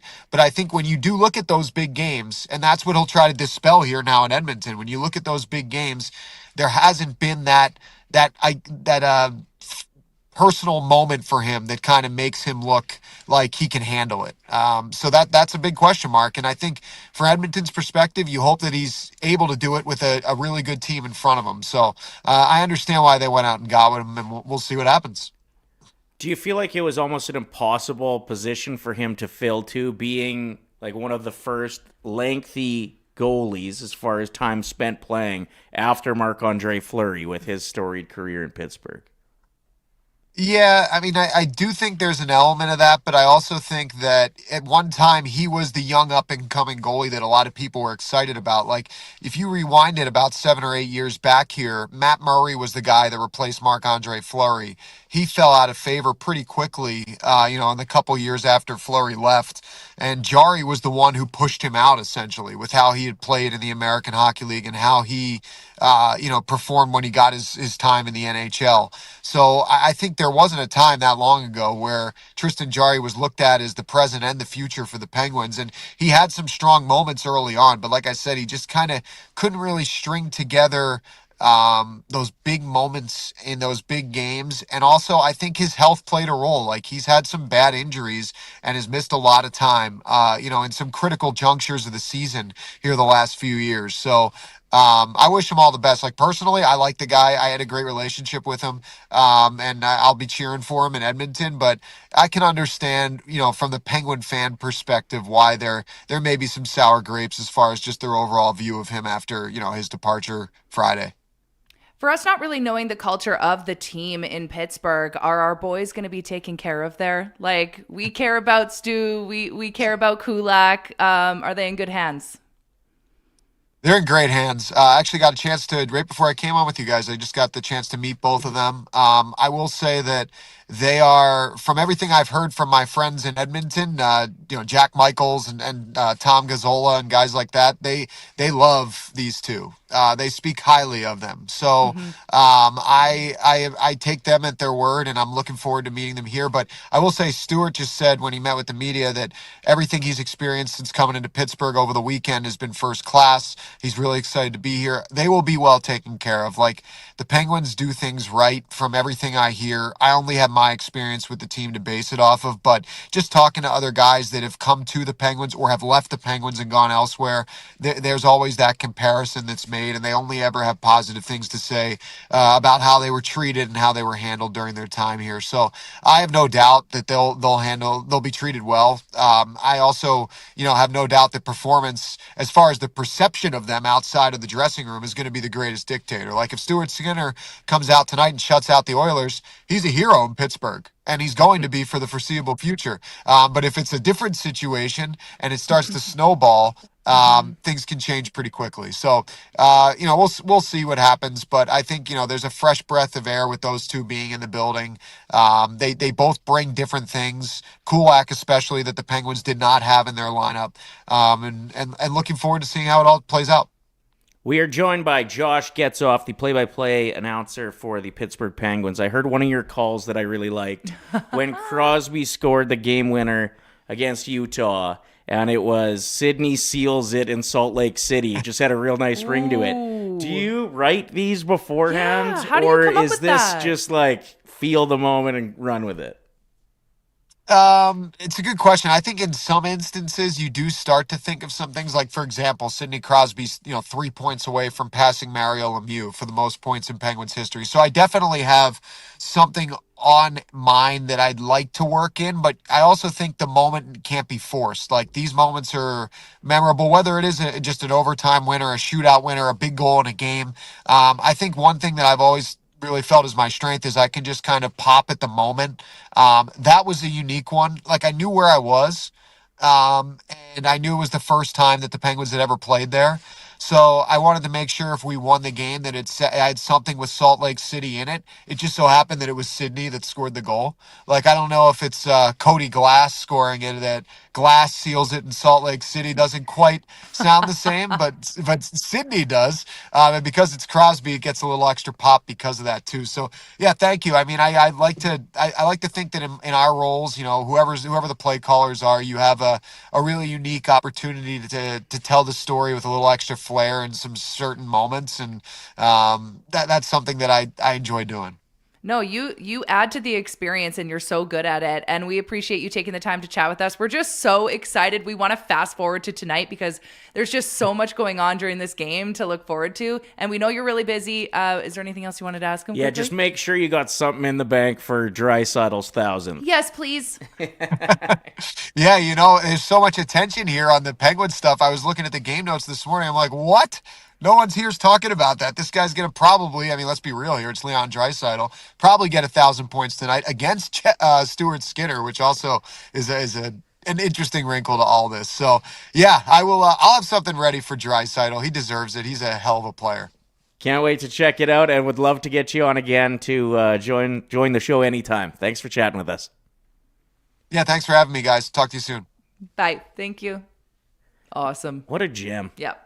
I like him a lot. Reese, circle his name in the contact list anytime we play Pittsburgh. Okay, we should get to our bets. Yes, we should. It's a big one tonight. You've got quite the parlay ready to rip. I'm excited. So this segment is brought to you by Sports Interaction Sportsbook and Casino. Every game is your game when you bet with Sports Interaction. From puck drop to overtime, bet with Canada's homegrown sportsbook. 19 plus. Please play responsibly. Today, I've got... I'm going with over 4.5. I've got Leon to score anytime, and I've got Crosby to score anytime. All right. Total goals over 4.5. I just feel like it's going to be a hot game. Well, and both teams know their goalies so well. You wonder if, exactly. if McDavid's coming down on Skinner, he has had to have picked something up over the years in practice. How do you surprise him? How do you surprise him? You know what? He would have told Skinner. He would have told him, hey, you go down a little bit quick when guys are coming in on the right-hand side previous to this. So maybe you don't, hold your wild card just in case he gets traded to a team you're playing. I don't think anybody would do that. So never mind. You should have went under. Yeah, you're probably right. We'll see what happens. I've got just a parlay, and I feel pretty passionate about it. I think the Canucks are in a real rough spot for the rest of the year after Hughes left. There's a lot of guys who want to prove something, but JT Miller coming back with the Rangers, or I guess the game is in New York, but JT Miller playing his old team. He's got something to prove. I think the Rangers pump the Canucks tonight. And then I have the Blackhawks losing as well with Bedard out. They just don't have the firepower against the Leafs. The Leafs got something to prove tonight, too. A very exciting night. The Oilers as well. Every game is your game when you bet with Sports Interaction. Get in on the action with parlay boosts, live betting, and easy deposits and payouts. Bet now at sportsinteraction.com/OilersNation. 19 plus, please play responsibly. Just wanted to wrap a couple things up. As far as 3 stars of anything goes, Reese won. Yes. By 1% more. It got super tight. It did, hey? Yeah. Oh, yeah, it did. That's crazy. 1% against me? Come on. That sucks. And to wrap up the Riesel's court, I think we bring it back up tomorrow. So I have to have something to defend myself with. Yes, rather than I pop off right now with my Botox. That was your response. It looked good. It does look good. And listen, I am a 10 in relationship. You're just saving your ass because as soon as this camera's off, we're going live on Facebook. You brought up the financial one first, and I got uncomfortable, and then I didn't know how to rally back. Talk to you tomorrow. Stay saucy. Can we stay on? Nope. Reese, leave the mics on. Nope. Thanks for watching this video. If you enjoyed it, like it, hype it, and share it with your friends. And to not miss any of our content, make sure you're subscribing to the Oilers Nation YouTube channel. Freaking nailed it.